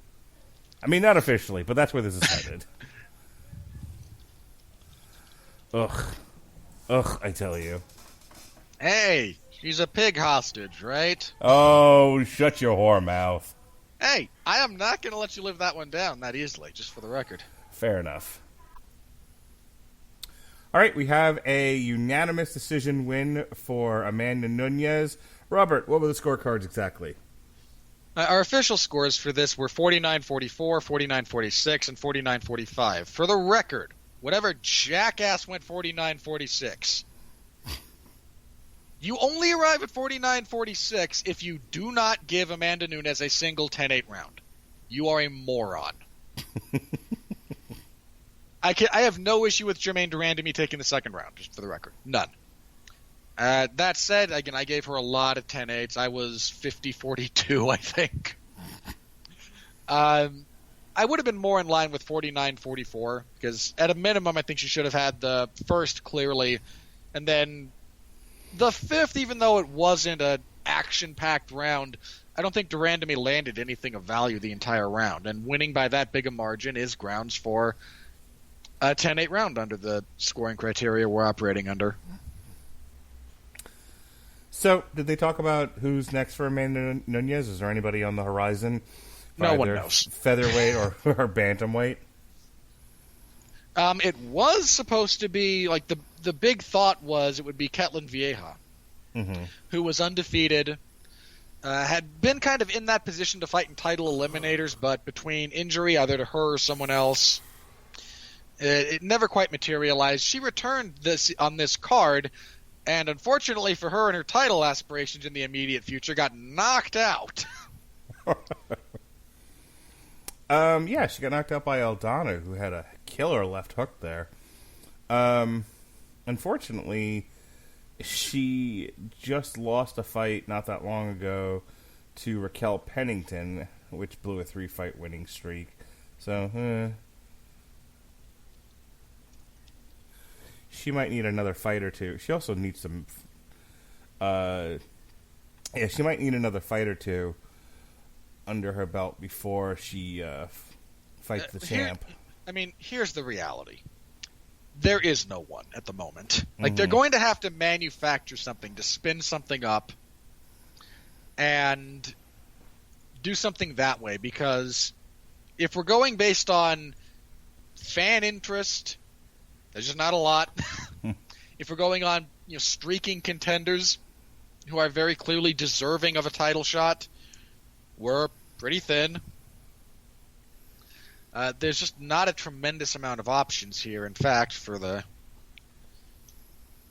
sake of hilarity, let us have a look at the rankings for women's bantamweight as they currently stand, without factoring into consideration results from this evening. So, coming into this evening, we had Nunes as champion, Germaine de Randamie at 1, Ketlin Vieja at 2, Holly Holm at 3, shouldn't be 3, Aspen Ladd tied for 3rd, also not accurate, Juliana Pena at 5th, Raquel Pennington 6, Yana Kunitskaya 7, Marion Renault 8, Sarah McMahon 9, Sarah McMahon shouldn't be ranked, Irene Aldana 10, Landsberg 11, Macy Chiasson 12, Betch Correia 13, Nico Montano 14, Sajara Eubanks 15. Mark, I defy you to find a motlier assemblage of top-ranked talent that's supposed to be loosely in the title picture.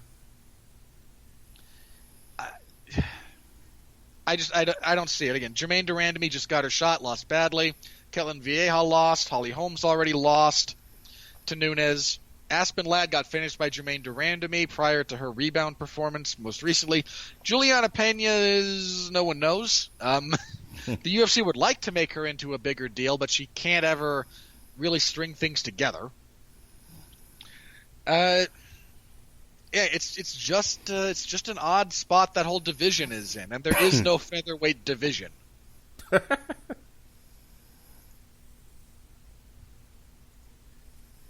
Does George Lucas's daughter still fight, or did she finally give this up? I was not aware George Lucas's daughter fought. I was not honestly aware he had a daughter. She did some fighting, I believe, in Japan in some lower level MMA. She was a husky gal, and so she fought 2 or 3 weight classes. I don't like what you're implying about George Lucas's taste in, because he has all the huskies.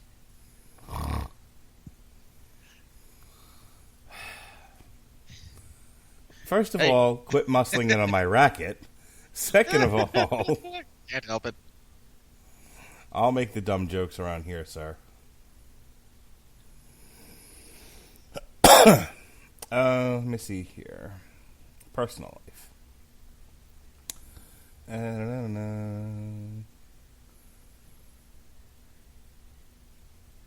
Where does it say who his kids are?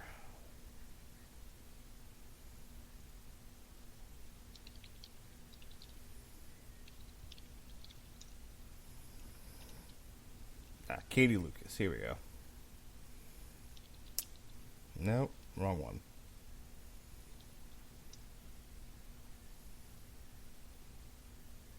Amanda Lucas. That's who she is. There we go. Amanda Lucas, is, according to this, is still a fighter. Nope.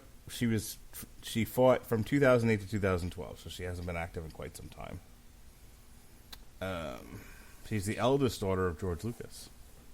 Boy, she probably took a lot of damage from unhappy Star Wars fans. Just people vicariously expressing their displeasure at George Lucas and his existence. So the last thing it says on her was Lucas planned to fight twice in 2013, but the first bout fell through and the second was canceled as a result of Lucas sustaining an injury. She eventually decided to withdraw from MMA activities to have a child, her son Felix, born in 2014. Oh, so she's home being a mom. Yes, all of her fights except for 4 of her last 6 fights, and she only has 6, were in Tokyo, Japan. She was the deep open weight women's champion. How about that, huh? Look, if it's open weight, quote unquote, they invented it. She fought in a weight class. She fought at Deep 55 Impact in 2011, Deep Caged Impact in 2011. She fought at Deep 57 in 2012, and then her last one was Cage Impact 2012 in Tokyo, where she won a majority decision in a 2-round fight. How does that work? It's Japanese MMA. Don't ask me to explain it. All right. Not just because I don't like. You can't. Not just me. Like no one. Oh, and here we go, baby. This is the fight I've been looking forward to the most. Alexander Volkanovski on his way to the cage. All right. So you did a whole thing on this. Do your thing. Sort of. I did a little thing on this. Show everyone your little thing. I really shouldn't feed you straight lines like that, but okay. This is, on paper, the stiffest challenge to Max Holloway's featherweight title, Alexander Volkanovski. Holloway is taller by a non-trivial margin, but Volkanovski actually has a reach advantage. Volkanovski is on a 17-fight winning streak. 5 or 6-0 in the UFC. I should actually have that. 7 wins in the UFC, my mistake. And his last 2 wins, he knocked out Chad Mendes and beat Jose Aldo via comprehensive unanimous decision, 30-27 on all 3 scorecards. He is on a great run. He comes from a really great camp. And he presents some very real problems for Max Holloway. He is a pressure-oriented fighter. He brings a lot of power, a lot of physical strength. He's able to both wrestle and strike. He transitions well between the two. He wears damage well if you do happen to hit him. He doesn't get hit all that often. In fact, if you look at the numbers, Max Holloway gets hit something like twice as much as he does on average. Max Holloway, of course, hasn't lost at featherweight in, how many years? Since 2013. Has 4 title defenses under his belt. He's going for his 5th. No, sorry, only 3.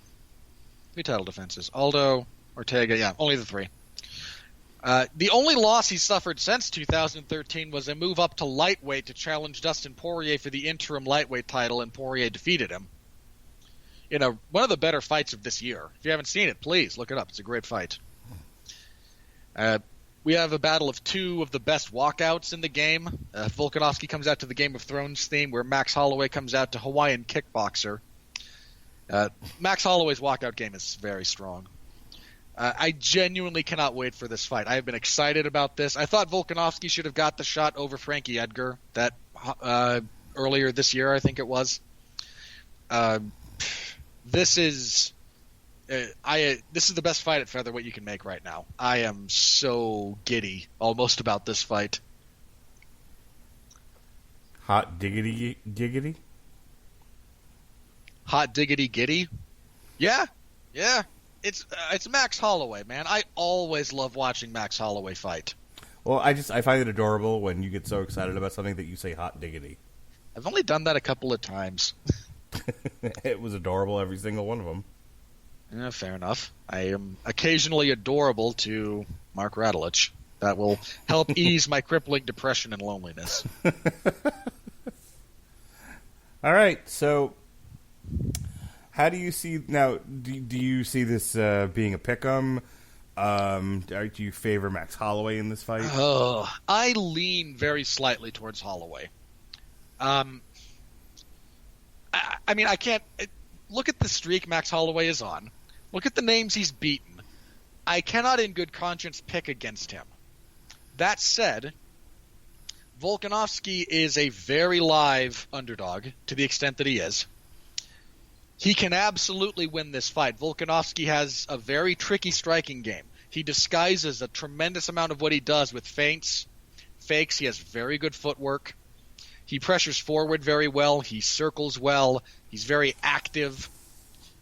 This is a real serious fight between these two. Again, gun to my head, pick somebody. I pick Max.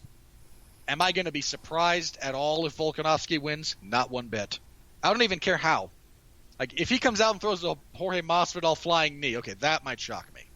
Anything else, what doesn't matter the round, doesn't matter the method. Either of these guys could finish the other at any time in any way. They are both that good.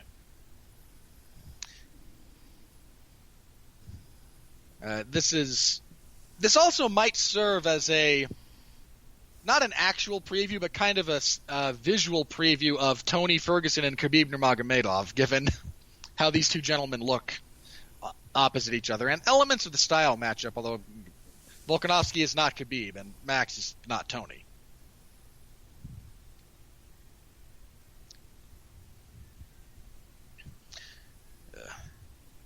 In all honesty, one of my dream fights right now is actually Tony and Max Holloway.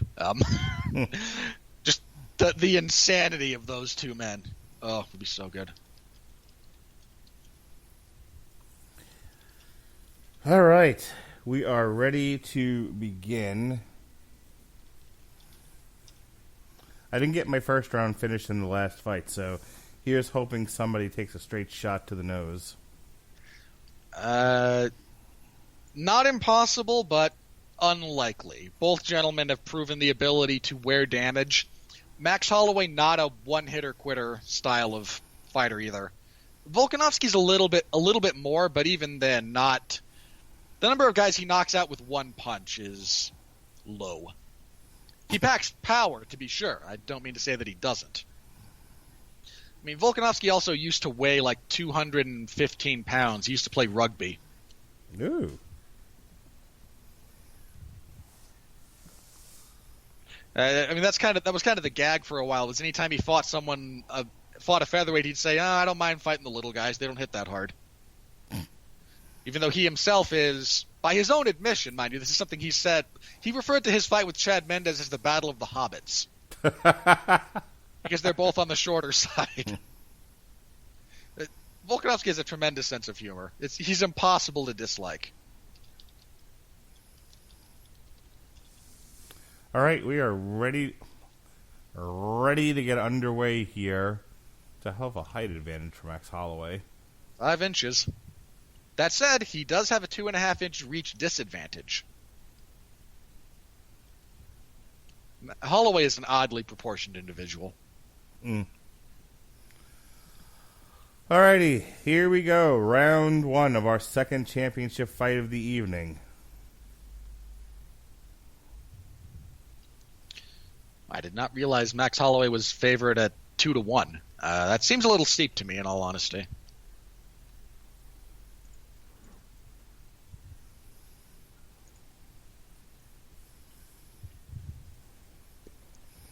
All right, both men are currently circling, trying to feel the other guy out. We have a leg kick being thrown. That's about it so far. Both men are very read-dependent in what they do, so expect the first couple of minutes to be a lot of faking, feinting, figuring out what the other one's doing. But once this thing gets going, God, I hope I'm not setting myself up to look like a complete moron. Once this gets going, it's really going to get going, but the way both men fight, it might take a bit to get there.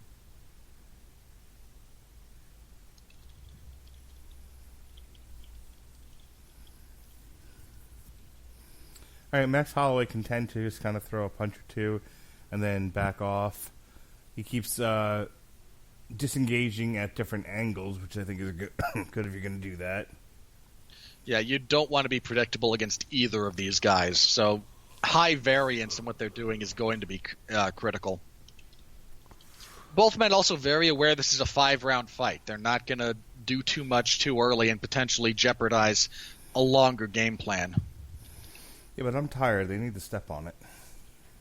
Look, They're both fighting for like six-figure paychecks and a UFC title. They do not care that you're tired.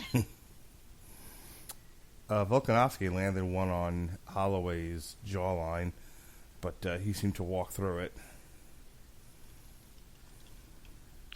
Yeah, Max has a very good chin. I mean, Dustin Poirier rattled him, but the type of punches Poirier rattled him with have slept plenty of other elite-level fighters.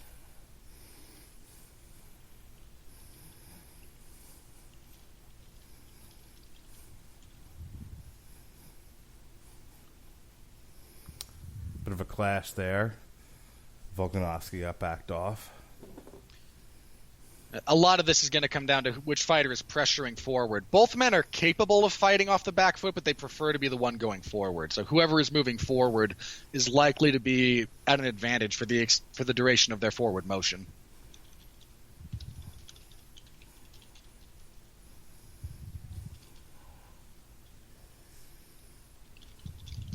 About halfway through this round now. Close fight so far. Good left to the body from Volkanovski. He's also leg kicking quite well, which is going to be a problem for Max as the fight wears on.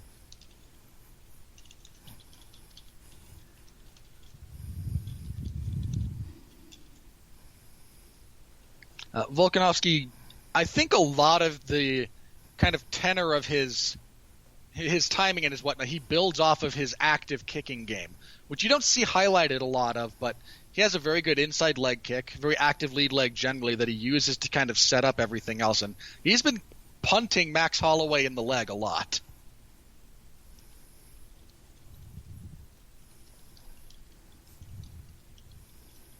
Leg kick from Max Holloway.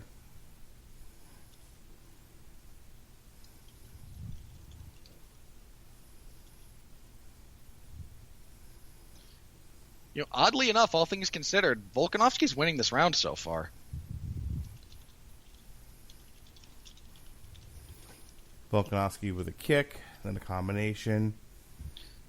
He builds off of his kicking game very well. You'll see him do that a fair bit. He'll kick, then shift and start landing punches. Nice evasion there from Holloway. Volkanovski was throwing some hot fire. Now they are clinched against the cage. This is another area that I was very curious to see play out because Volkanovski's clinch game is extremely high level. And Max Holloway doesn't spend a lot of time in the clinch of his own volition. In some respects to his detriment. Dustin Poirier stalled out, and I don't mean that as a negative, portions of their fight by clinching him on the fence, buying himself time to recover, stopping Holloway's momentum, and just again running clock in a fight he was ahead on. And it's a legitimate strategy.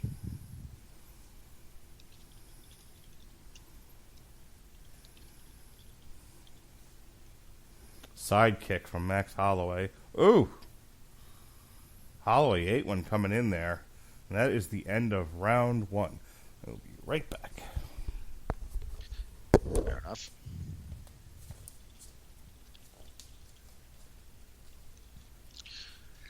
Again, good round for Volkanovski. Now, Max has been known to drop the first round on occasion to facilitate getting reads and figuring out what you're doing, but really, really solid overall round from Volkanovski that he's going to try to replicate going forward.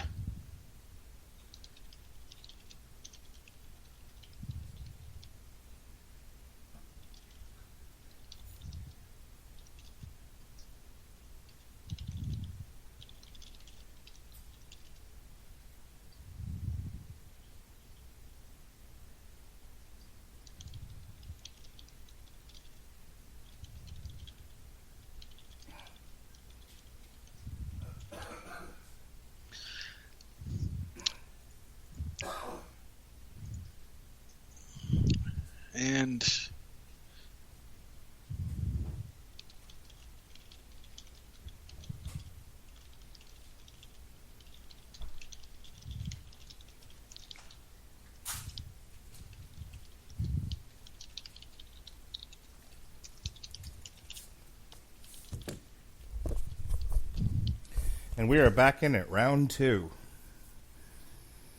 if I can.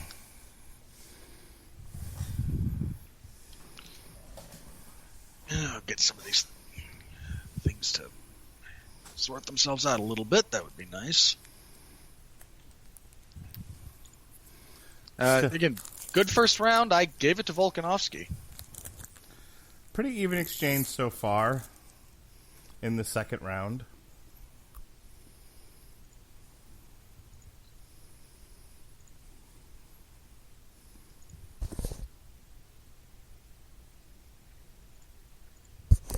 Volkanovski is really tearing apart that leg from Max Holloway. Yeah, it's a part of his game that doesn't get a tremendous amount of credit, but he has a great kicking game.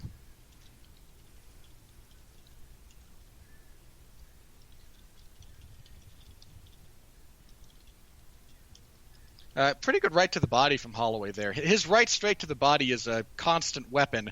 It is one that leaves him open to a few... There are some counters to that attack. It's a dangerous one to use, but he uses it very well. Not a lot of clean lands in between the two of them. A lot of blocked, a lot of grazing punches. Yeah, both men have good defense and good chins. Again, Volkanovski gets hit, if you look at the statistics, about half as often as Max Holloway does. Holloway knows he has a good chin and will rely on it, to his detriment on occasion. But there's going to be a lot of that. Ooh, nice inside leg kick to right hand from Volkanovski.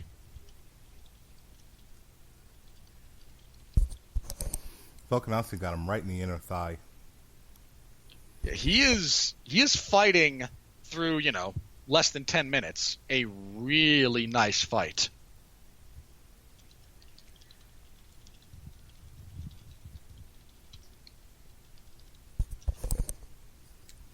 I'm a little... I did a whole thing about parts of Volkanovski's game, and I even said, don't be surprised if he wins. I'm a little surprised at how... Not that he is winning, but at how well he's fighting so far. He is looking very, very good. I mean, Max Holloway is demonstrating so far in a little less than 2 rounds that he's not the easiest guy to hit, but he's not doing a whole lot to gain points in this fight either. No, and that's a problem he's going to have if he doesn't find some kind of adjustment.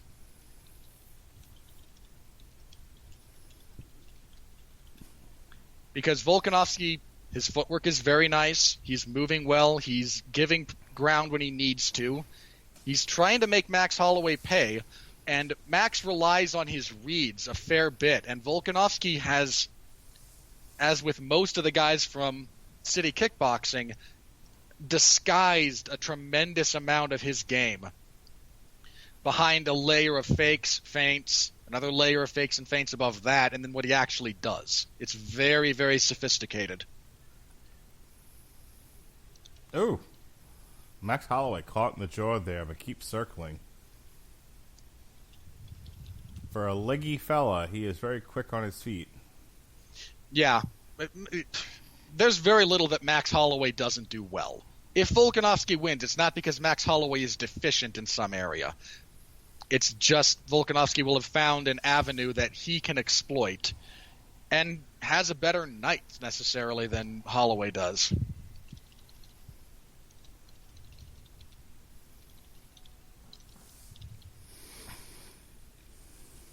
Oh, Max Holloway. See, the last time I saw Max Holloway fight, he was tearing up his opponent's face with his You watched the punches. Ortega fight. Yeah.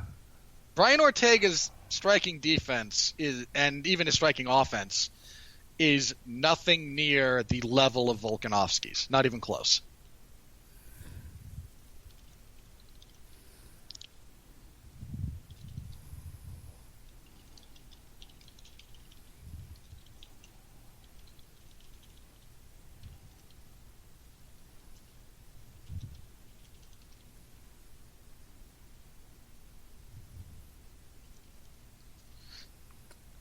All right, an exchange of leg kicks there ends round 2.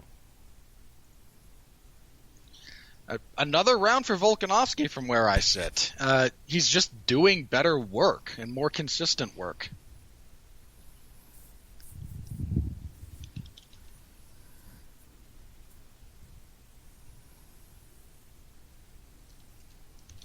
Be curious to see if how Max Holloway's game changes after 2 and 3 rounds of being kicked repeatedly in the front leg. Well, Holloway's an ambidextrous striker anyway.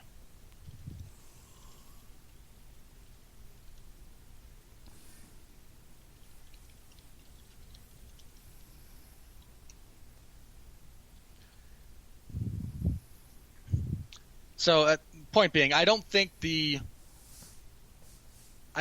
the act of having to fight southpaw will be a tremendous deterrent for him, because he voluntarily fights southpaw a fair bit anyway. But if he has to fight southpaw to the exclusion of orthodox, that's where a problem might arise. All right, here we go, round 3. But you could see even the second round, I gave it to Volkanovski, but Max is starting to get a feel for him. He's starting to reach him with his punches a little bit, especially towards the end of that round. But Max Holloway's left leg is, in fact, compromised.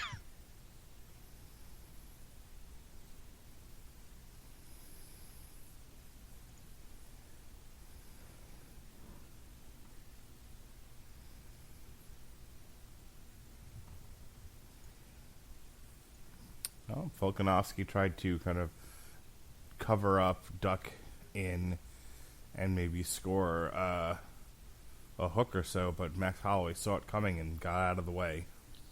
Yeah, if Volkanovski has a second gear to his game plan, now is about the time he's going to have to unveil it, because Holloway seems to have a bit of a read on him now.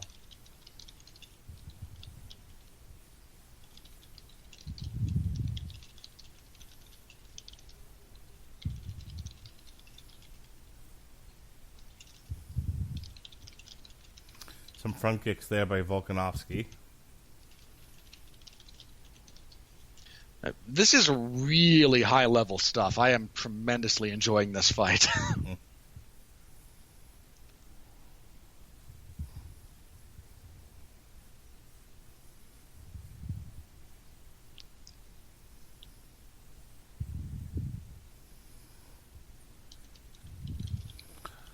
I wish Max Holloway would take a chance or two here. I mean, it's been one-sided in the sense that, much like we were talking about earlier today, you know, where Volkanovski is doing the bulk of the attacking and Max Holloway is defending and evading, but he's not really putting a lot of effort into taking the fight to Volkanovski. Well, there's danger to that. Nice left from Volkanovski. You say there's danger, but you can't win the fight unless you actually try to win the fight. I am aware. I'm just trying to explain the thought process, not necessarily saying I disagree with you. You know, if you sit here... Oh, good grief. Volkanovski, you see here Max Holloway trying to be more proactive now, and Volkanovski is catching him every time.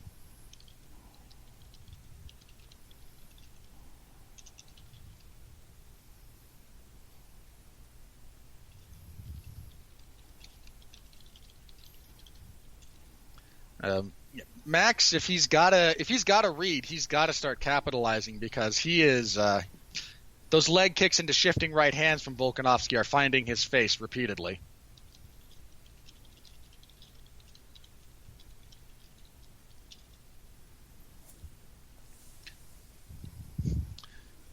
Again, this is a tremendous. Even if he winds up losing, this is a tremendous fight Volkanovski's been fighting so far. Yes, he's been very composed.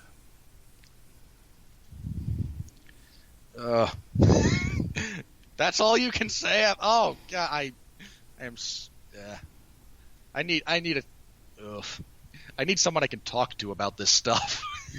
I'm here. Go ahead and talk. The problem. No. I don't want to lecture. You know, I need. Look, here's the thing.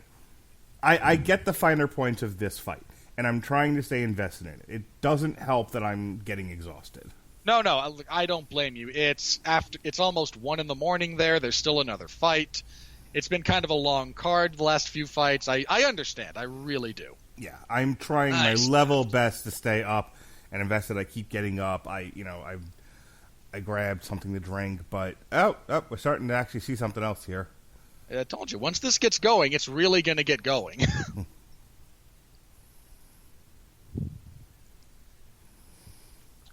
But I am shocked at just how much Volkanovski has neutralized Max Holloway. This is kind of what he did to Aldo. He just did not allow, through various technical means, he never allowed Aldo into the fight. And Aldo, in some respects, will fight in a way that accommodates that. The fact that he has now done this to Max Holloway, who is a very different fighter, is incredibly impressive.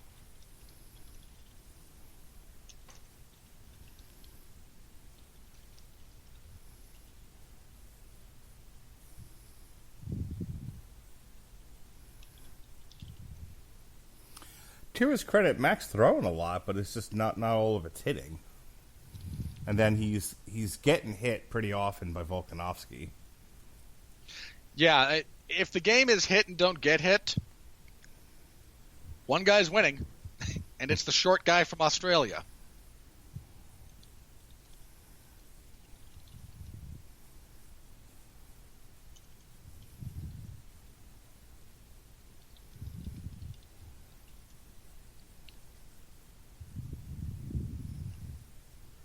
All right, we are moving into round 4, and I would say it's all 3 rounds right now to Volkanovski. Best case Max has is the second. I've got Volkanovski up 3 rounds.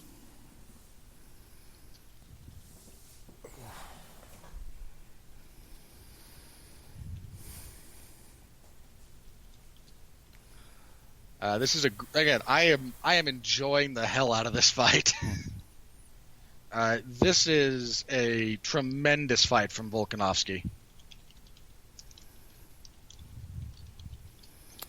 I'm wondering how frustrated Max Holloway is at this point. That's a good question. I mean, Max is a very composed fighter. He never lost his cool even when he was down rounds and being bludgeoned by Dustin Poirier. But Poirier fought him, and that's not. I shouldn't say it like that. Volkanovski is fighting. That's not what I mean to imply.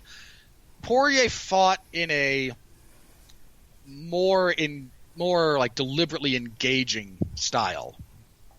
And the style that Volkanovski is employing might be more frustrating to Max than the fact that he's down rounds, although the two probably feed into each other.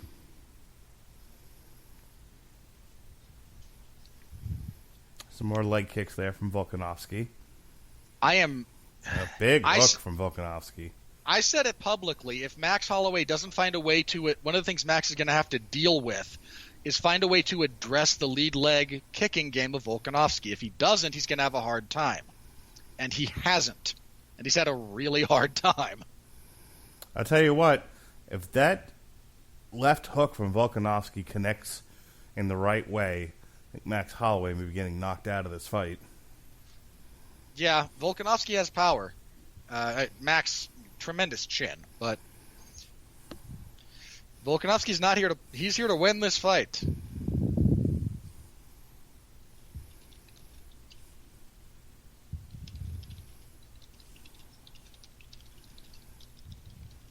I tell you what, good pace from Volkanovski. He is throwing a lot. Both of these gentlemen have tremendous cardio. Either of their punch counts falling off was not really a concern here.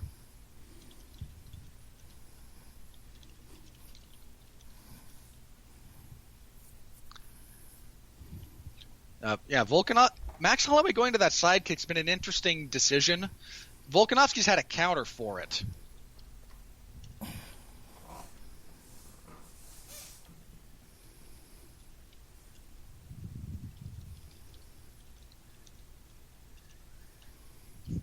Volkanovski is, again, he's swinging.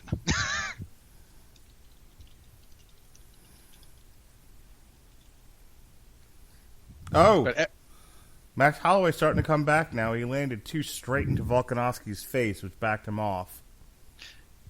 Hey, I'm happy about this. Again, I love this fight so far, and Max Holloway is a guy who comes on.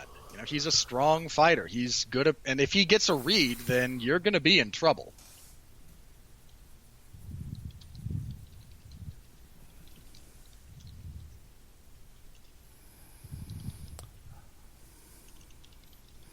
Right hook from Volkanovski doesn't quite do what he needs it to. Good double jab from Max Holloway.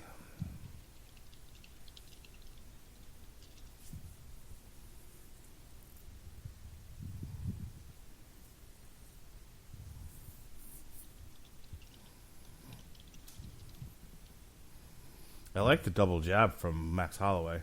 Holloway's jab is tremendous and has been for quite a while.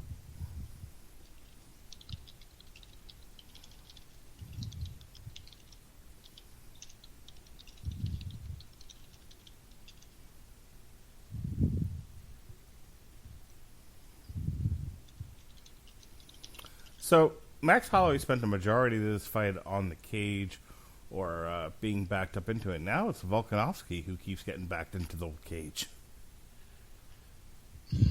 Yeah, there's a bit of that. Both men have taken turns going forward or backwards. There's been a lot of push and pull as far as that goes throughout the course of this fight.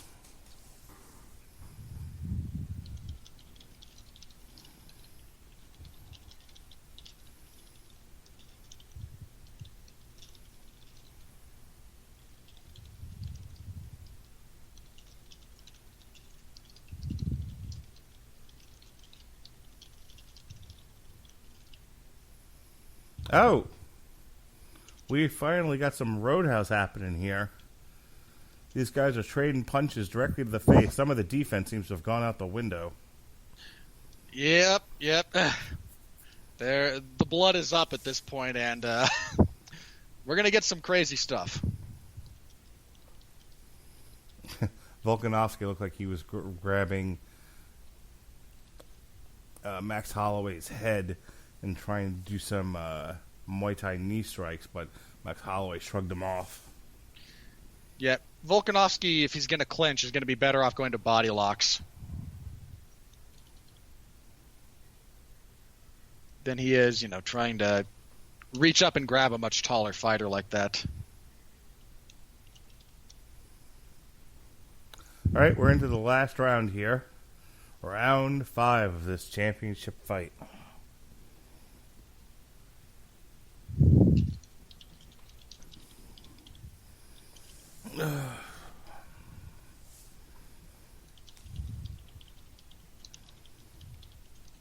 So, this is the final round. They were starting to come really alive there towards the end of 4. If you're in... Now, I believe at this point... And Volkanovski has outstruck Holloway in every round. Yeah, I was going to say, I think it's 4-0 Volkanovski. I mean, theoretically, he's won this fight on the cards, no? Holloway's got a decent case for the 4th round, but yeah, I'm inclined to Volkanovski still. Even if he won that 4th round, if Volkanovski won those first 3 on the cards, the fight's over. Well, yeah. Well, Max could get a 10-8 and then force a draw. But I am at a minimum, Max cannot fight like he's up on the scorecards. No.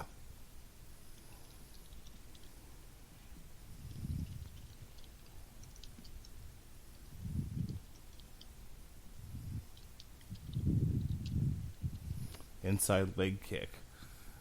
Those have been tearing up Max Holloway. Yes, they have. And if that winds up being as big a part of how this fight goes as it has been to this point, and Volkanovski wins, I'm probably going to pat myself a little bit on the back over that one. Which I don't do often, but I will in this case.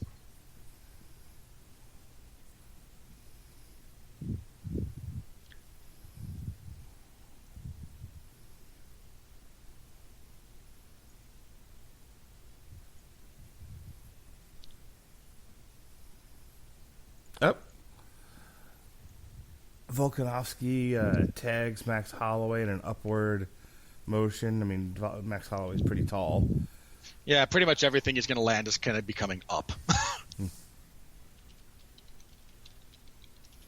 God, just when I think this is just, we're going to start to see a finishing sequence, Max Holloway just shrugs it off. You're not kidding when you say he's got a great chin. That dude, Dustin Poirier hit that man with everything but the kitchen sink and couldn't get him out of there. Sure. Up at lightweight. Yeah. Like, I respect Volkanovski's power. That's not the point. But a guy like Dustin Poirier, that big of a natural hitter, up a weight class, couldn't get him out of there.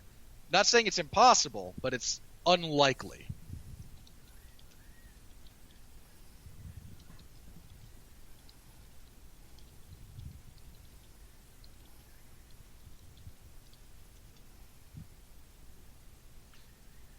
And now watch the judges screw this up.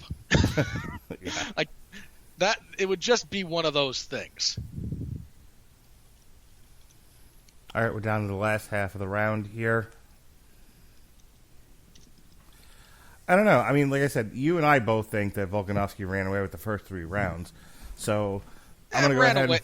I wouldn't say ran away with, but won. I'm going to go ahead and make another bold prediction that Volkanovski will win, but he will win by split decision. Sure, because that's just how this goes at this point.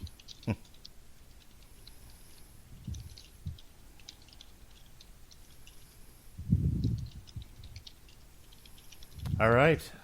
Something different here. Volkanovski gets underhooks and drives Max Holloway into the cage. He's going to try to stall out, and I don't mean that in a negative. Like if you're ahead and you believe you're ahead and you can get to a winning position like that against Max freaking Holloway, you take it.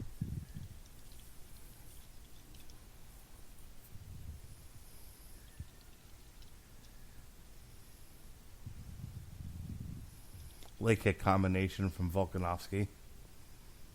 Uppercut to the body. Nice framing by Holloway in the clinch. He is very aware that this is a position he could be at a disadvantage in, and did not allow that to develop at all.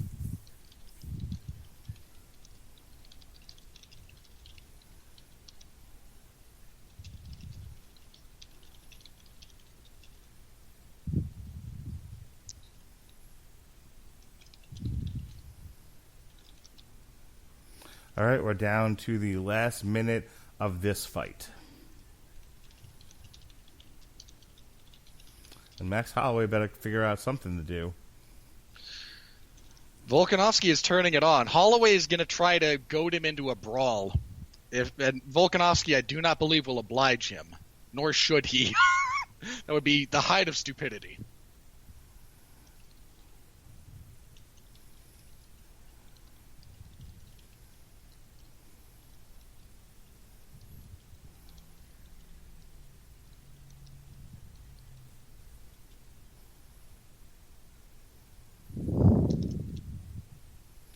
Good clean left from Max Holloway. Yeah, I am amazed he's not found the target more, but when he has, Max Holloway is a clean puncher. Yep. Max Holloway trying to make chicken salad out of chicken shit here in these final few seconds. They both raise their arms. All right, like I said, I'm going to go ahead and say split decision here, but we'll see just how close I am on the judges' scorecards momentarily. All right, we have the official decision. Your winner and new featherweight, undisputed featherweight champion, Alexander Volkanovski, by unanimous decision, 48-47, 48-47, and 50-45. How did you personally score the fight? I have initially scored at 50-45. That said, there's at least 2 rounds that Max Holloway turned in impressive showings in, the second and the fourth. Mm-hmm. That I also want to note, I am both live blogging this and talking to Mark, so if my scores are terrible, I'm not being paid to do it, and I am doing it under less than ideal circumstances. So, and now we have that out of the way. All right.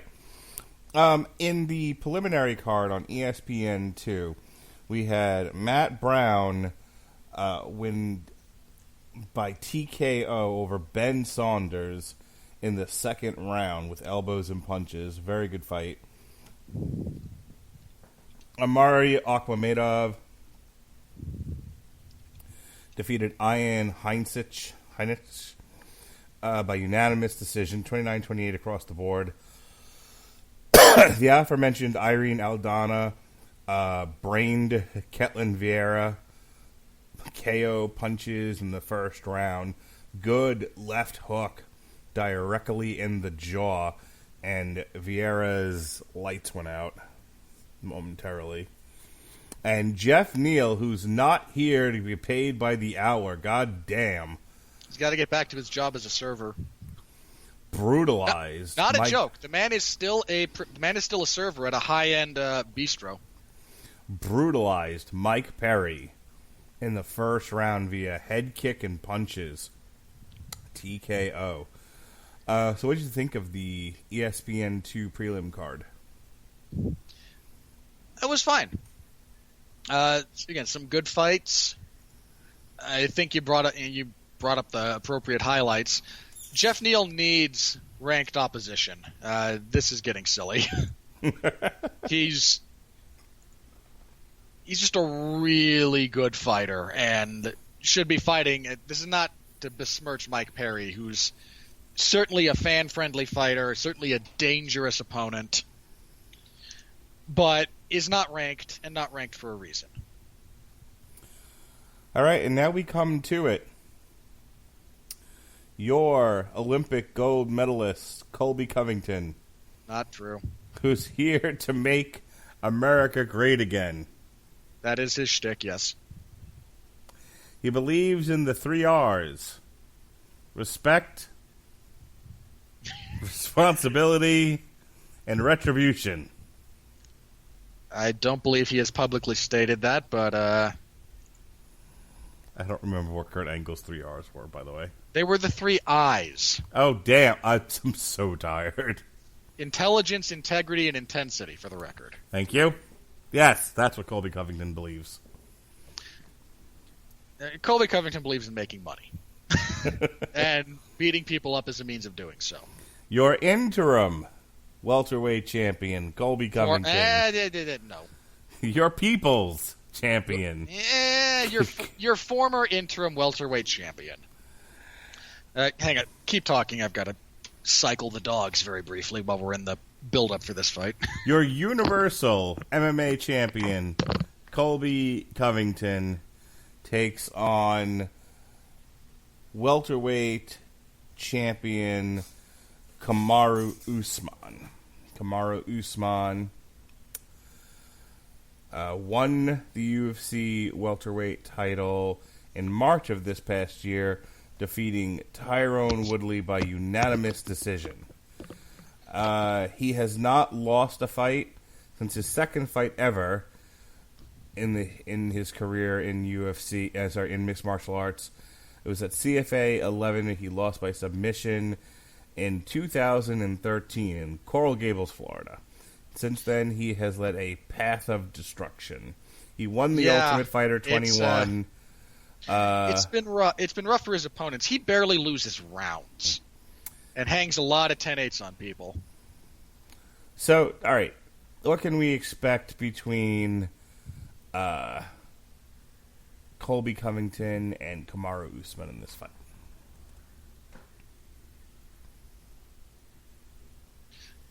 As mentioned, Colby Covington is again coming out to Kurt Angle's WWE theme, so credit to him for leaning into the gimmick. Perfect. I mean, he did that for the Lawler fight, too, so he's just kind of doing it now, and, God bless him. What can we expect? These are two very high-level wrestlers. However, they go about utilizing that skill set in very different ways. Colby Covington in his last few fights has significantly improved his work rate and where he does it. He does a lot more fighting on the feet. I mean, against Robbie Lawler, he attempted over 500 significant strikes, to say nothing of what the statistics team says of insignificant blows. He has an absurd pace. But Covington's pace is somewhat dependent on motion, on aerobic mobility. He likes to move. He likes to keep you working. When wrestling, he's not about control positions. He doesn't like to squash you and hold you. He likes to keep moving. And if you present him with something, he'll take it. But his primary goal is more to keep you in motion and drain your energy that way. By contrast, Kamaru Usman loves to drain your energy through a high-pace, control-based fight. He likes the clinch. He likes being on top. He likes to get you into a position and stick you there and then beat you up while you can't move, which is still very labor-intensive, but it's isometric work rather than aerobic work. And that, to me, is the key thing about this fight. If you want to get a handle on who's going to be winning, Look at whether or not they are constantly moving or whether or not they're a bit more static, because the static positions favor Usman, the mobile ones favor Covington. All right. If I asked you to pick a winner here, what do you think? I lean just a little towards Usman. Covington has a very, very real chance of of taking this fight, and I mean, the joke actually is this is the equivalent of Trump's presidential election. The number of people in the MMA media who just are not emotionally prepared for Covington to be champion is hilariously high. Well, of course, that's why I'm rooting for him. Again, great fight on paper. I'm definitely looking forward to this. Very interesting stylistic clash. Usman is the harder puncher, but doesn't like to punch a lot. When he punches at distance, it's more the traditional wrestler learning to strike stuff. It's 1 or 2 at a time, occasionally 3. If he thinks you're hurt, he'll try to swarm. But when he engages in prolonged swinging bouts, whether he lands or not, that's the only time I've seen him really fatigued in a fight. Was he really tried to tee off on Tyron Woodley in the pocket, found moderate success, but wound up clinching again just to give himself a chance to recover. He's conditioned for control positioning, for static motion, to the extent that that's not just a giant... it's late. Now my brain's going. Crap, what's the word? Ambidextrous. No, like military intelligence or jumbo shrimp. You know? Oxymoron. That's it. God, don't know why that just blanked from my head.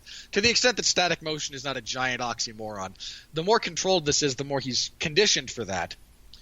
The more the more the fight moves, the more Covington is conditioned for that. And I'm very curious to see how either of them would respond to, say, even 10 minutes of having to fight the way the other one wants, what that will do to their gas tanks. Because we have seen both men fight 5 rounds multiple times at their own pace and not gas out.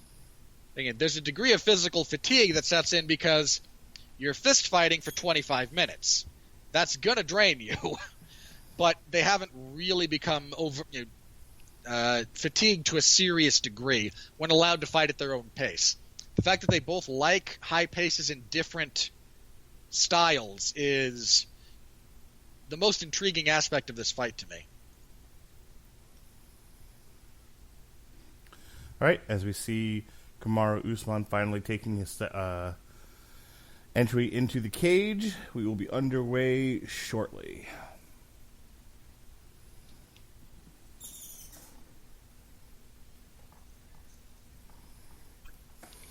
All right, the main event is about to be underway here between Kamaru Usman and your hero and mine. He's here to make America and MMA great again, ladies and gentlemen. Hang on. His stance is he's making the welterweight division great again. And he's not wrong. He's kind of wrong. Colby Covington, ladies and gentlemen. Not since George St. Pierre's reign of terror has a man been this powerful in the welterweight division. Covington's shtick would dictate that he say GSP's a bum and a foreigner taking your job. He's not wrong. He's wrong on at least half of that, if not both parts. Look what that Frenchman George St. Pierre did. Only one of the best UFC careers ever, if not the best. He took a job. He beat the crap out of Matt Hughes, for which we're all eternally grateful.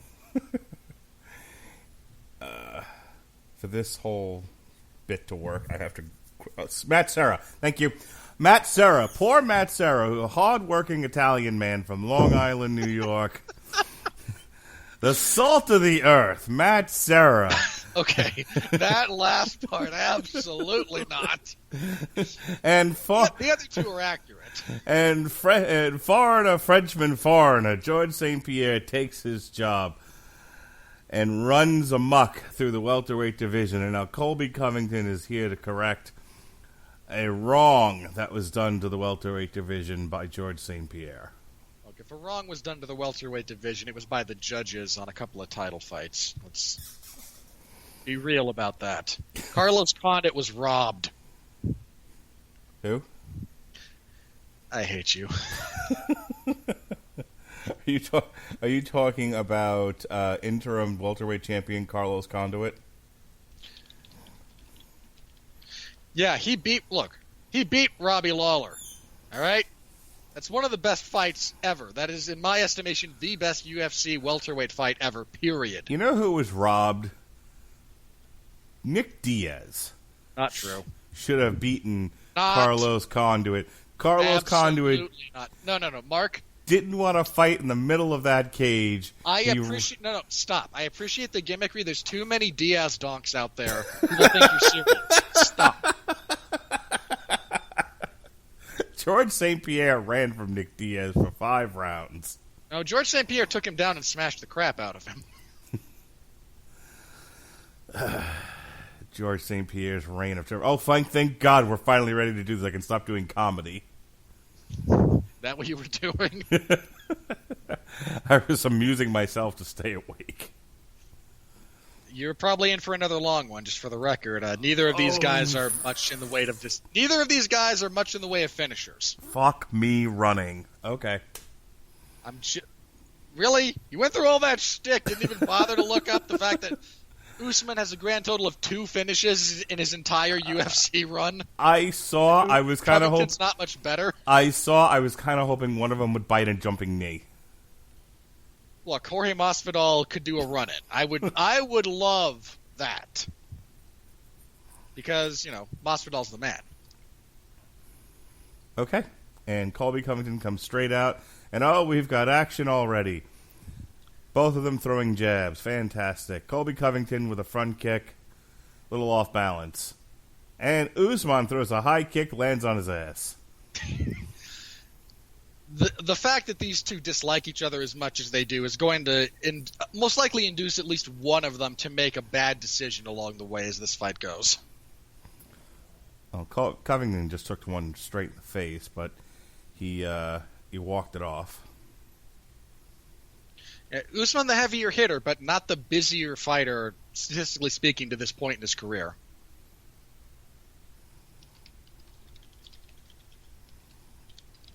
Keep your hands up, Covington. So what Covington's doing is that he would throw some strikes, and then he would drop his hands and throw some kicks.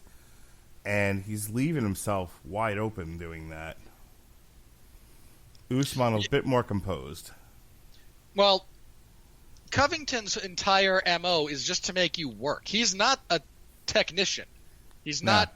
He's a bit sloppy, but he just wants you doing stuff the entire time because he can keep that up and you can't.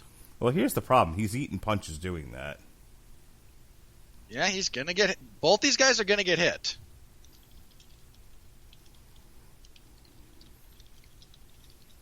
Covington's been landing some nice body kicks. Yep. But I'll tell you what, Usman, when he counters to the head, he's landing. Thus far, yeah, his problem is going to be activity. That's the big limiting factor for him when it comes to this fight. It's not going to be accuracy. Covington is not a defensive savant.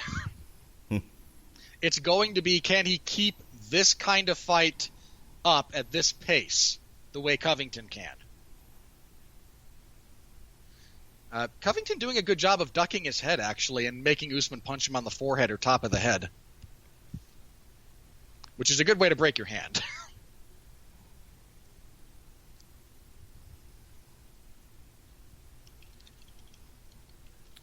All right, right hook there from Covington. We are brawling in the center of the cage. Usman throws a knee.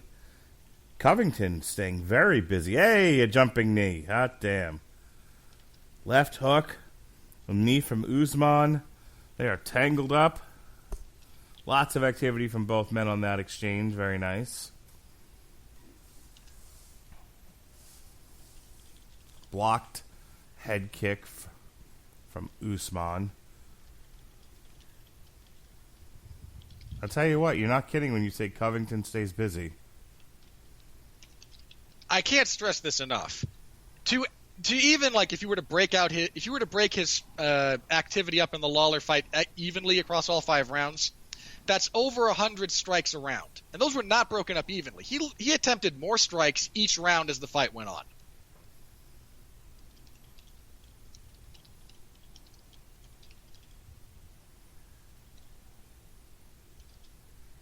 This is Covington's style of fight thus far.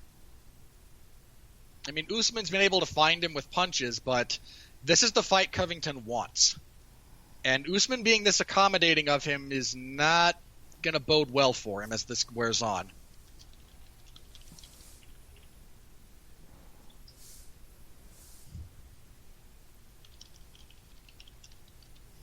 Good work to the body by Usman. Usman has good body work when he chooses to use it. He's a very adaptable fighter. It's not like he's incapable on the feet. It's just if he is going to fight on the feet, he likes it to be at the way he wants it, his control, his pace.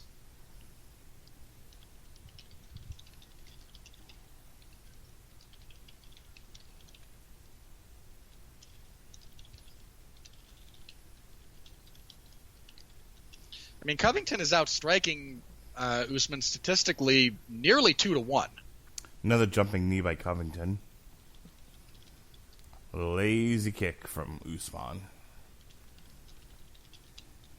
Yeah, he's not much of a kicker, as if that wasn't self-evident. Yeah, his whole offense slows down when he throws that. You can see that Usman. kick. You can see Usman sucking a bit of wind here. This is not the kind of fight he's conditioned for. He likes static. This is mobile, and that's not to his benefit.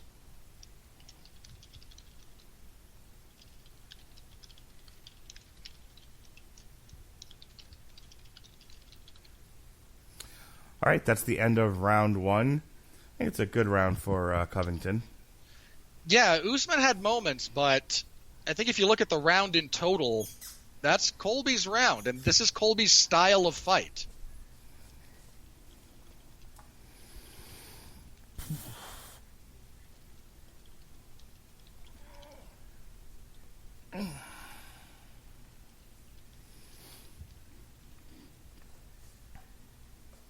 Next month, we will be doing the UFC 246 card. Cowboy banner. You know what? We're not going to be doing that if you keep having these fainting spells. I mean, and look, I joke, but in all seriousness, staying up this late is probably not all that good for your health. I'll be fine. Problem was I got up way too early this morning. Also, for the record, I mean, look, you want to do the Cowboy and McGregor fight card it exists. It's the right fight to make for a lot of the right reasons, but I'm just not that excited about it. It'll be fine. All right, round 2, and we are picking up where we left off. Both these guys are throwing strikes and landing. Usman needs a real change in the dynamic of this fight. This is not to his benefit long term. Unless he's going to land a genuine bomb, and thus far, even when he's landed, he's not really had his feet under him. He's not been able to really hurt Covington in any sort of real way. He threw an uppercut to the body that I liked. Oh, again, his body work is nice. That was his best offense of that round, actually. If you look at what actually mattered, was his body work. These guys are just throwing single rights, both of them hitting. They're doing like a Rocky Apollo maneuver here. Just throwing, just hitting each other simultaneously. Yep. Neither of these men are great strikers. Covington does a lot. Covington works a lot on the feet, but that's a function of a desire to wear his opponent down more than a function of I am a great striker.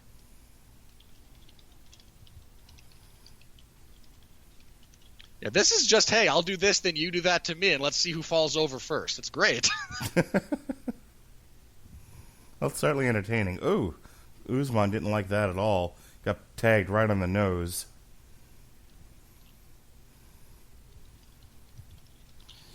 Yeah, this is easily the most damage Usman has ever absorbed. He normally stops his opponents from getting anywhere near this many strikes off. Covington bleeding from the bridge of the nose as well.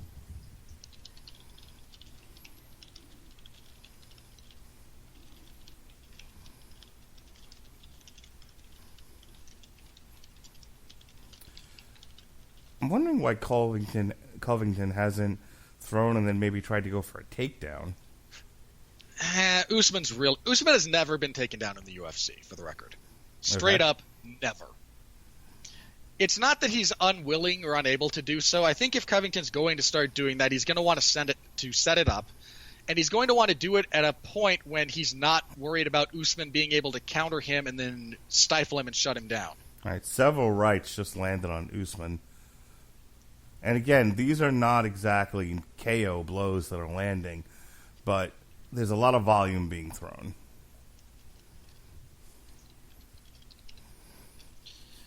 Yeah, the volume of Covington is a real problem for Usman as this keeps going. And we got a kick in the balls. We hadn't had one that actually that legitimately stopped a fight all night in terms of even like slowing them down. We were due.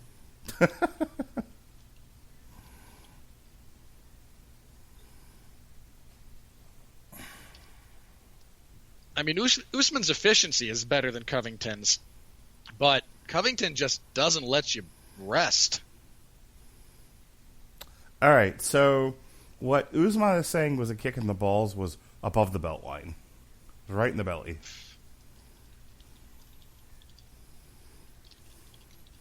Which is why Covington kind of gave a what the fuck face when that happened.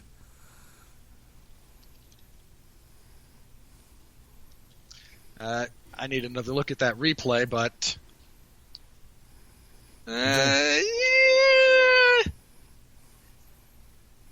mean, that looked like it was square in the red. You know what? Yeah, I'm going to say Usman's milking that. Yeah, that was square in the breadbasket. And hey, look, man, if you can get away with it, it's the referee's job to know the difference. Sure.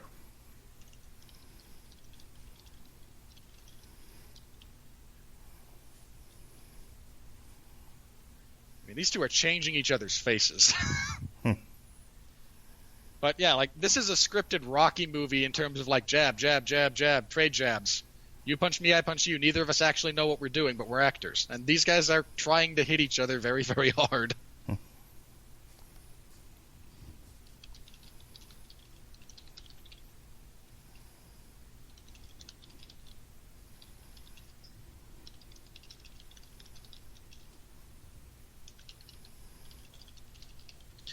Usman is accommodating Colby's style of fighting, and it's not going his way.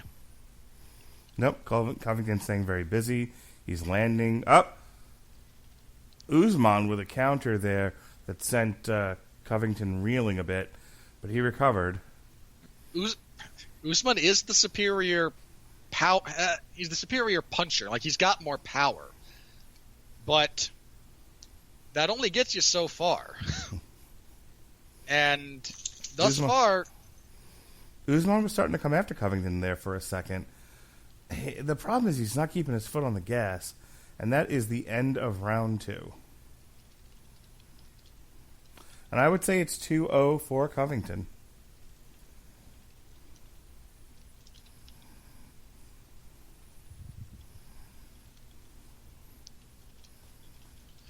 I don't know. Usman that was a good round for Usman. If we're looking at damage, he landed some good body shots. He had Covington backing up.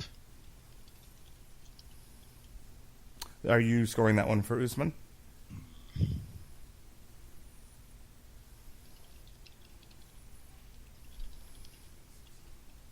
Are you scoring that one for Usman? I'm thinking.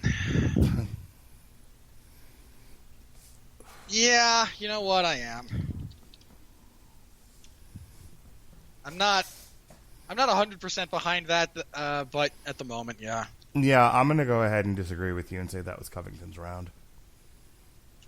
Hey, I don't think that's wrong. Come on, wake up. All right, round 3. Here we go.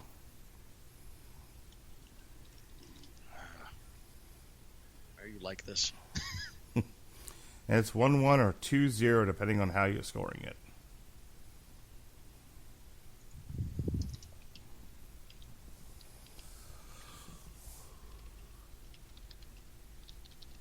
These two are picking up right where they left off. Just kind of exchanging jabs. Credit to Usman's gas tank. It's holding up thus far. He's starting to breathe a little heavy, but he's not, sucking wind.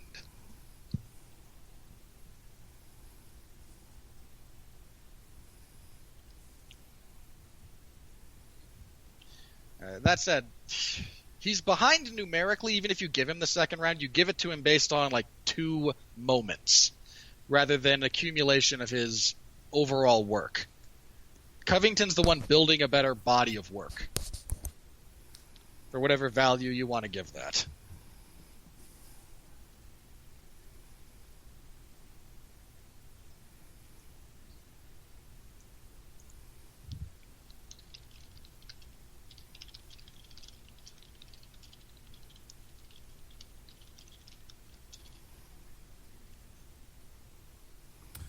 Covington's starting to slow down a bit in this third round.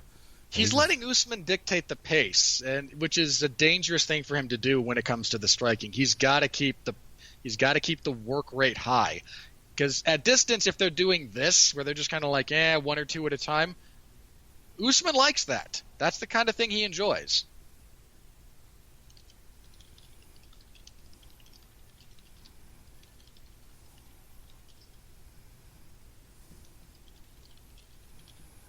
Body kick from Usman.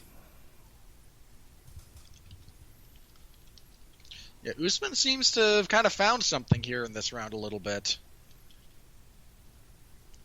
And Covington needs to either just force the work rate. He's got to change the dynamic, because through 2 minutes of this round, this is what Usman wants to do. If they are going to strike at distance, this is how Usman wants it, not how Covington wants it. Head kick, aims for Covington, doesn't find the target. Yep. Covington got kind of turned around there for a moment.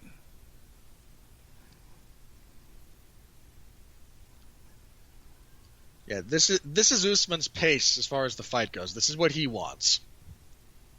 And credit to him for getting that back from the frantic first couple of rounds.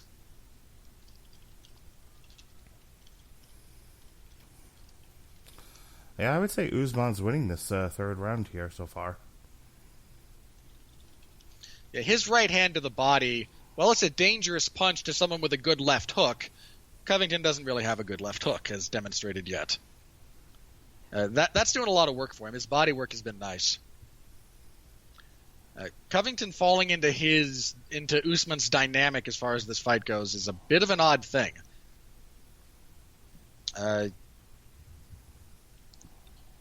Again, if he wants to win, he's got to get things going again, because right now he's letting Usman dictate the pace, and the Usman fighting at Usman's pace is something that no one has been able to beat.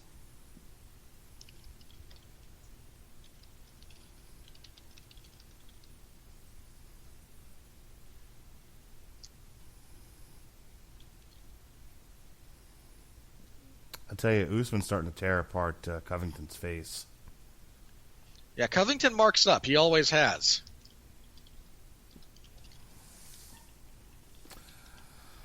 I'm a little bit surprised Covington chose to fight this fight southpaw. He might actually normally be a southpaw, and I'm misremembering. Usman's starting to score at will here, but Covington answers back with a head kick that actually lands, and one that doesn't. I've seen better technique than these two have at down at the pub. All right, ref stops the fight. Now, that doesn't mean anyone won, but we are breaking them up momentarily. It looks like it was an eye poke of some sort. Yeah, he's shutting his eye. Usman's complaining of that, if nothing else. Okay. Yep. In the process of throwing a kick, Colby Covington's arm shot out for balance, and he stuck him right in the eyes of Usman.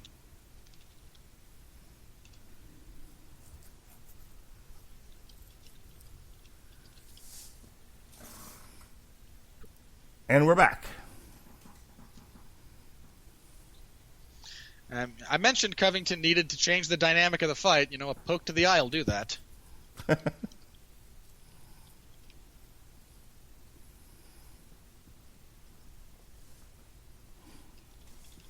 God, if I'm Covington at this point, I mean, I know you said Usman's never been taken down, but I think he needs you got to show it, if nothing else. Yeah.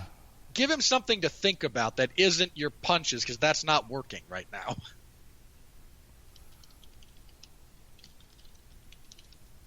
All right, that is the end of that round. How do you have it scored so far? At the moment, I'm 29-28 Usman after that round, but the second round's a bit of a swing round.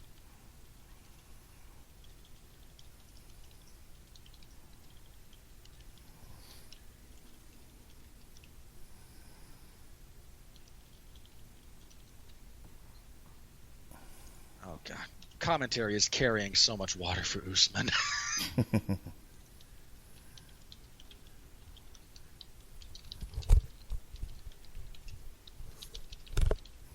Well, if you remember, that's how part of the reason why we started doing these was, no one should have to listen to bad commentary. Yeah, but we also don't want to watch the type of fights that have consistently bad commentary. That was a good straight from Usman. Yeah, that was Usman's best round. Yeah, Covington needs to change the dynamic. We are into the fourth round here.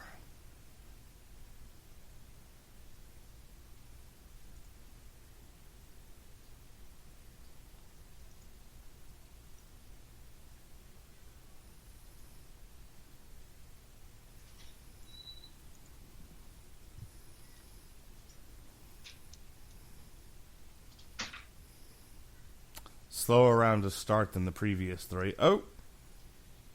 As I say that, Covington lands two powerful shots to Usman, which back him up. And now Covington's trying to take advantage of the situation, but Usman defends and stays on his feet. Yeah, again, make him do it. If that doesn't, just because he can defend your takedowns, you got to make him do it.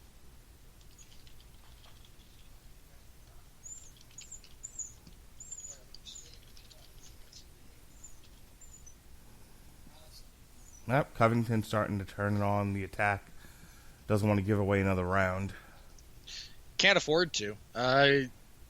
You're not up to the degree that you really want to be to potentially give a round away. Oh, that last round definitely went to Usman. The second round could conceivably have gone to Usman as well. So right now he's down at least a round. Well, either that or he's up 2-1. Yeah. But even if you're up 2-1, you can't give away rounds 4 and 5. You'd lose.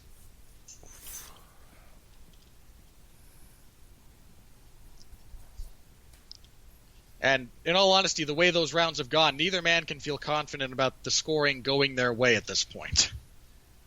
As far as the totals go, sure, they each have one round that they pretty clearly won. But even in that case, there was one judge who didn't give Nunes a 10-8. We're not dealing with the best and brightest here. Nice right from Covington.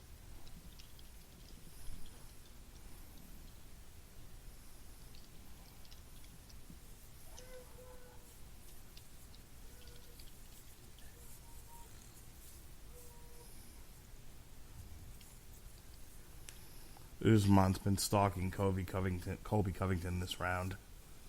Yeah, but he's not landing as well this round. It's an odd dynamic. He's doing a lot of the forward motion, but he's not landing as well.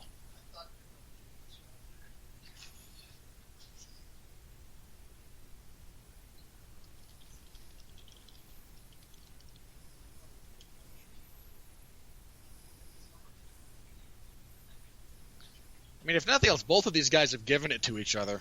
Oh, absolutely.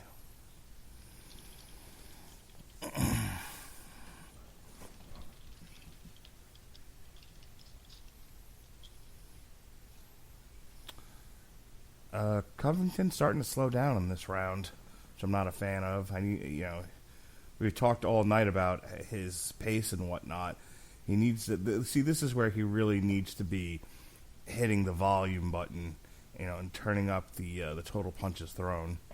Yeah, I don't know whether the body work from Usman really got to him, or he's just kind of being lulled into Usman's pace as far as the striking goes. But this is not a winning recipe for him. I mean, credit to him, he's trying. They're both trying a tremendous amount, but I don't know. Usman's stalking this round, but he's not landing all that cleanly.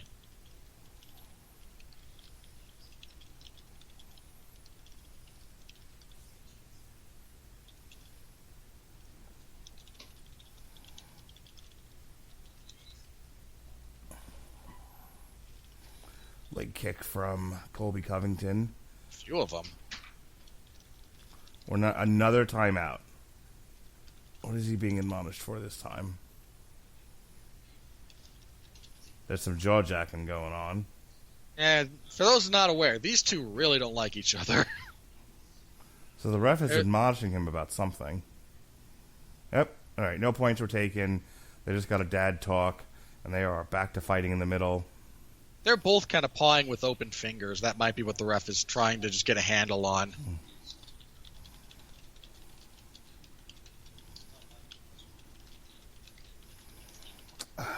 One of these guys needs to make a bold choice.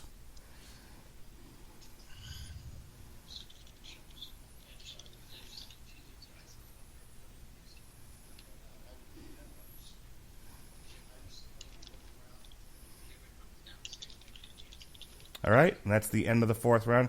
1 round left. And for the sake of argument, they're 2-2.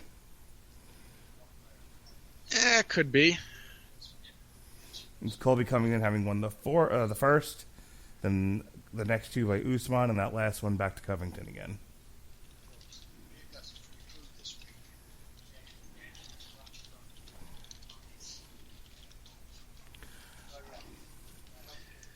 I am actually going to give that fourth to Covington. This is shaping up to be one of those fights that nobody's happy about when it's over. It is almost 2 o'clock in the morning Eastern Standard Time. So we are 38-38 all at the moment.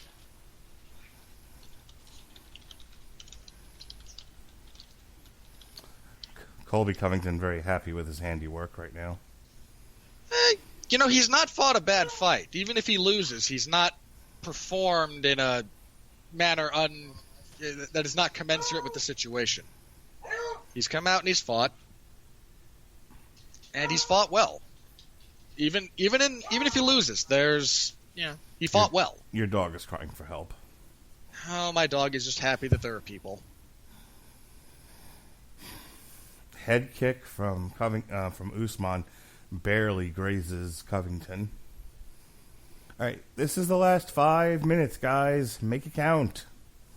Nah, they both think they're up, so they're just going to kind of, the last 5 minutes. Coast to victory, says Miesha Tate to Brian Caraway, to her infinite fame and wisdom.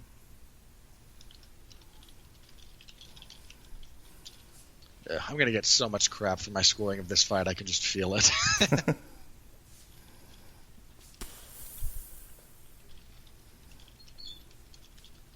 And in fairness, I probably deserve it. These two are content to just stand and trade with one another. If I wanted a sloppy kickboxing fight, I could have seen that. Golly jeepers, where'd you get those peepers? Nice left from Covington.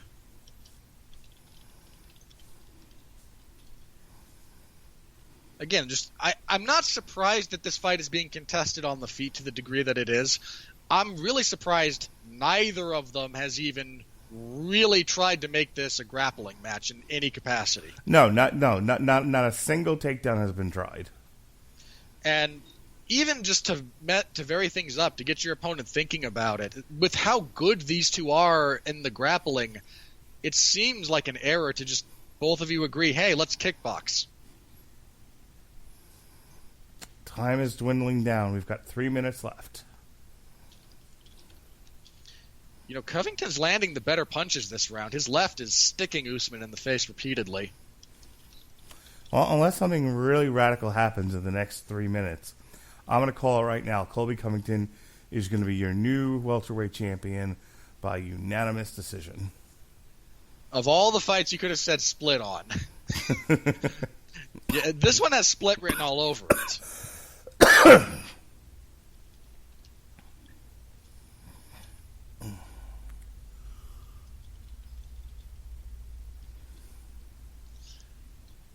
Yeah, they both think that they're ahead enough to not want to risk anything dramatic. Yeah. And that is going to bite one of these two in the backside. There's no way around that. Yeah, one of these because somebody's losing. Yeah, one of these two is going to watch this be a draw. One of these two. There's no reason this should be a draw. One of these two is going to be very surprised he lost. Yeah, there's going to be a lot of somebody. One of them, doesn't matter which one. I kind of hope Colby Covington loses just so that he can claim it was racism. Look, whoever loses, they're going to claim racism. Right, both of these guys are just swinging for the fences now, and nobody's hitting nothing. Flies are getting punched.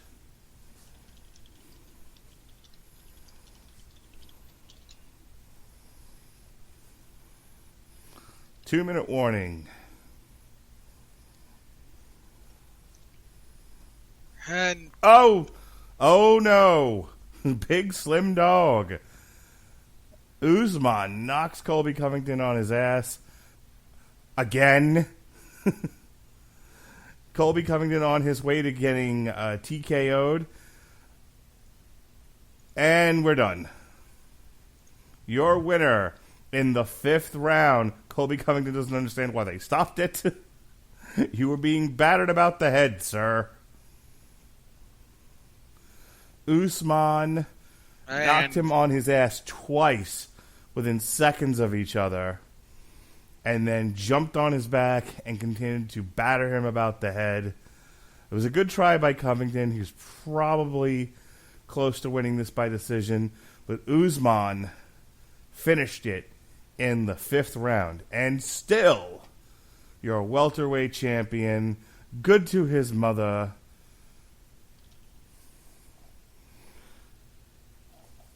Kamaru Usman. Outstanding. Here's the replay. Hard, straight right from Usman knocks Colby Covington on his ass. He gets back up again, and then got punched directly in the jaw, and down he went. Usman jumped on his head in a sprawling position and just started to waylay him about the head and face. That fight could have kept going, and I don't think I would have complained about it. Those are not very clean strikes. But... No, but that's the thing. Like, there's not a tremendous amount of consistency in MMA with guys who clearly have their guard up and are blocking punches, but then they stop the fight anyway. And then in others, well, they were blocking punches, so clearly they were defending themselves. It's a mixed up mix of mix. Yeah.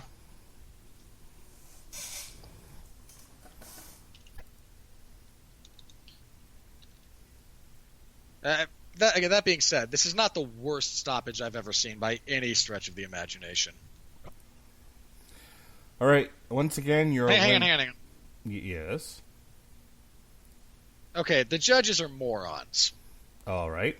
One judge had it 3-1 for Usman going into the fifth. One had it 3-1 Covington. One had it 2-2. Okay. What the? That is ridiculous. What was it, officially a TKO? Yes. Terrific. All right, your winner and still champion, Kamaru Usman. I'm guessing Colby Covington did not do any post-fight interview with. No, he had a broken jaw. Oof. Might have started in the first, but really became an issue for him in the third. And I'm just going to say this. If he fought like that for that long with a busted jaw, whatever you think about that man's personality, respect. Yeah. All right, that's our last UFC coverage for the month of December. We'll begin again in January. We've got McGregor versus Cowboy and Bladis versus Dos Santos coming on the 18th and the 25th of January, respectively. As for what Robert and I are doing, we've got Jumanji 3 next week. That's coming on Tuesday. We'll also have coverage of a review of the WWE TLC. We'll have Runaways by Rainbow Rowell and the Runaways, the third season of the TV show Runaways, one of the last ones from Marvel TV Studios, which is going away and pretty much being replaced by Marvel Films proper and Marvel Films on Disney Plus. So there's that. We had a slew of shows drop this past week. Last night, myself and John War did coverage for Ortiz Jr. vs. Solomon on DAZN. We reviewed the Santa Claus trilogy. We reviewed River Runs Red and The Sound of Scars by Life of Agony. We dropped a new History of Boxing Chapter 2, Jack Dempsey. We reviewed Gotham Central Book 2, because you got to keep the Joker down in the hole. And finally, we reviewed the third season of The Crown. First season with the all-new cast. So you can go ahead and check all of those out in the archive right now on the Radulich and Broadcasting Network. Plugs in 50 words or less. Go. You can find my full written report of this event in the MMA zone of 411mania.com. You can find me hosting the 411 Ground and Pound MMA podcast.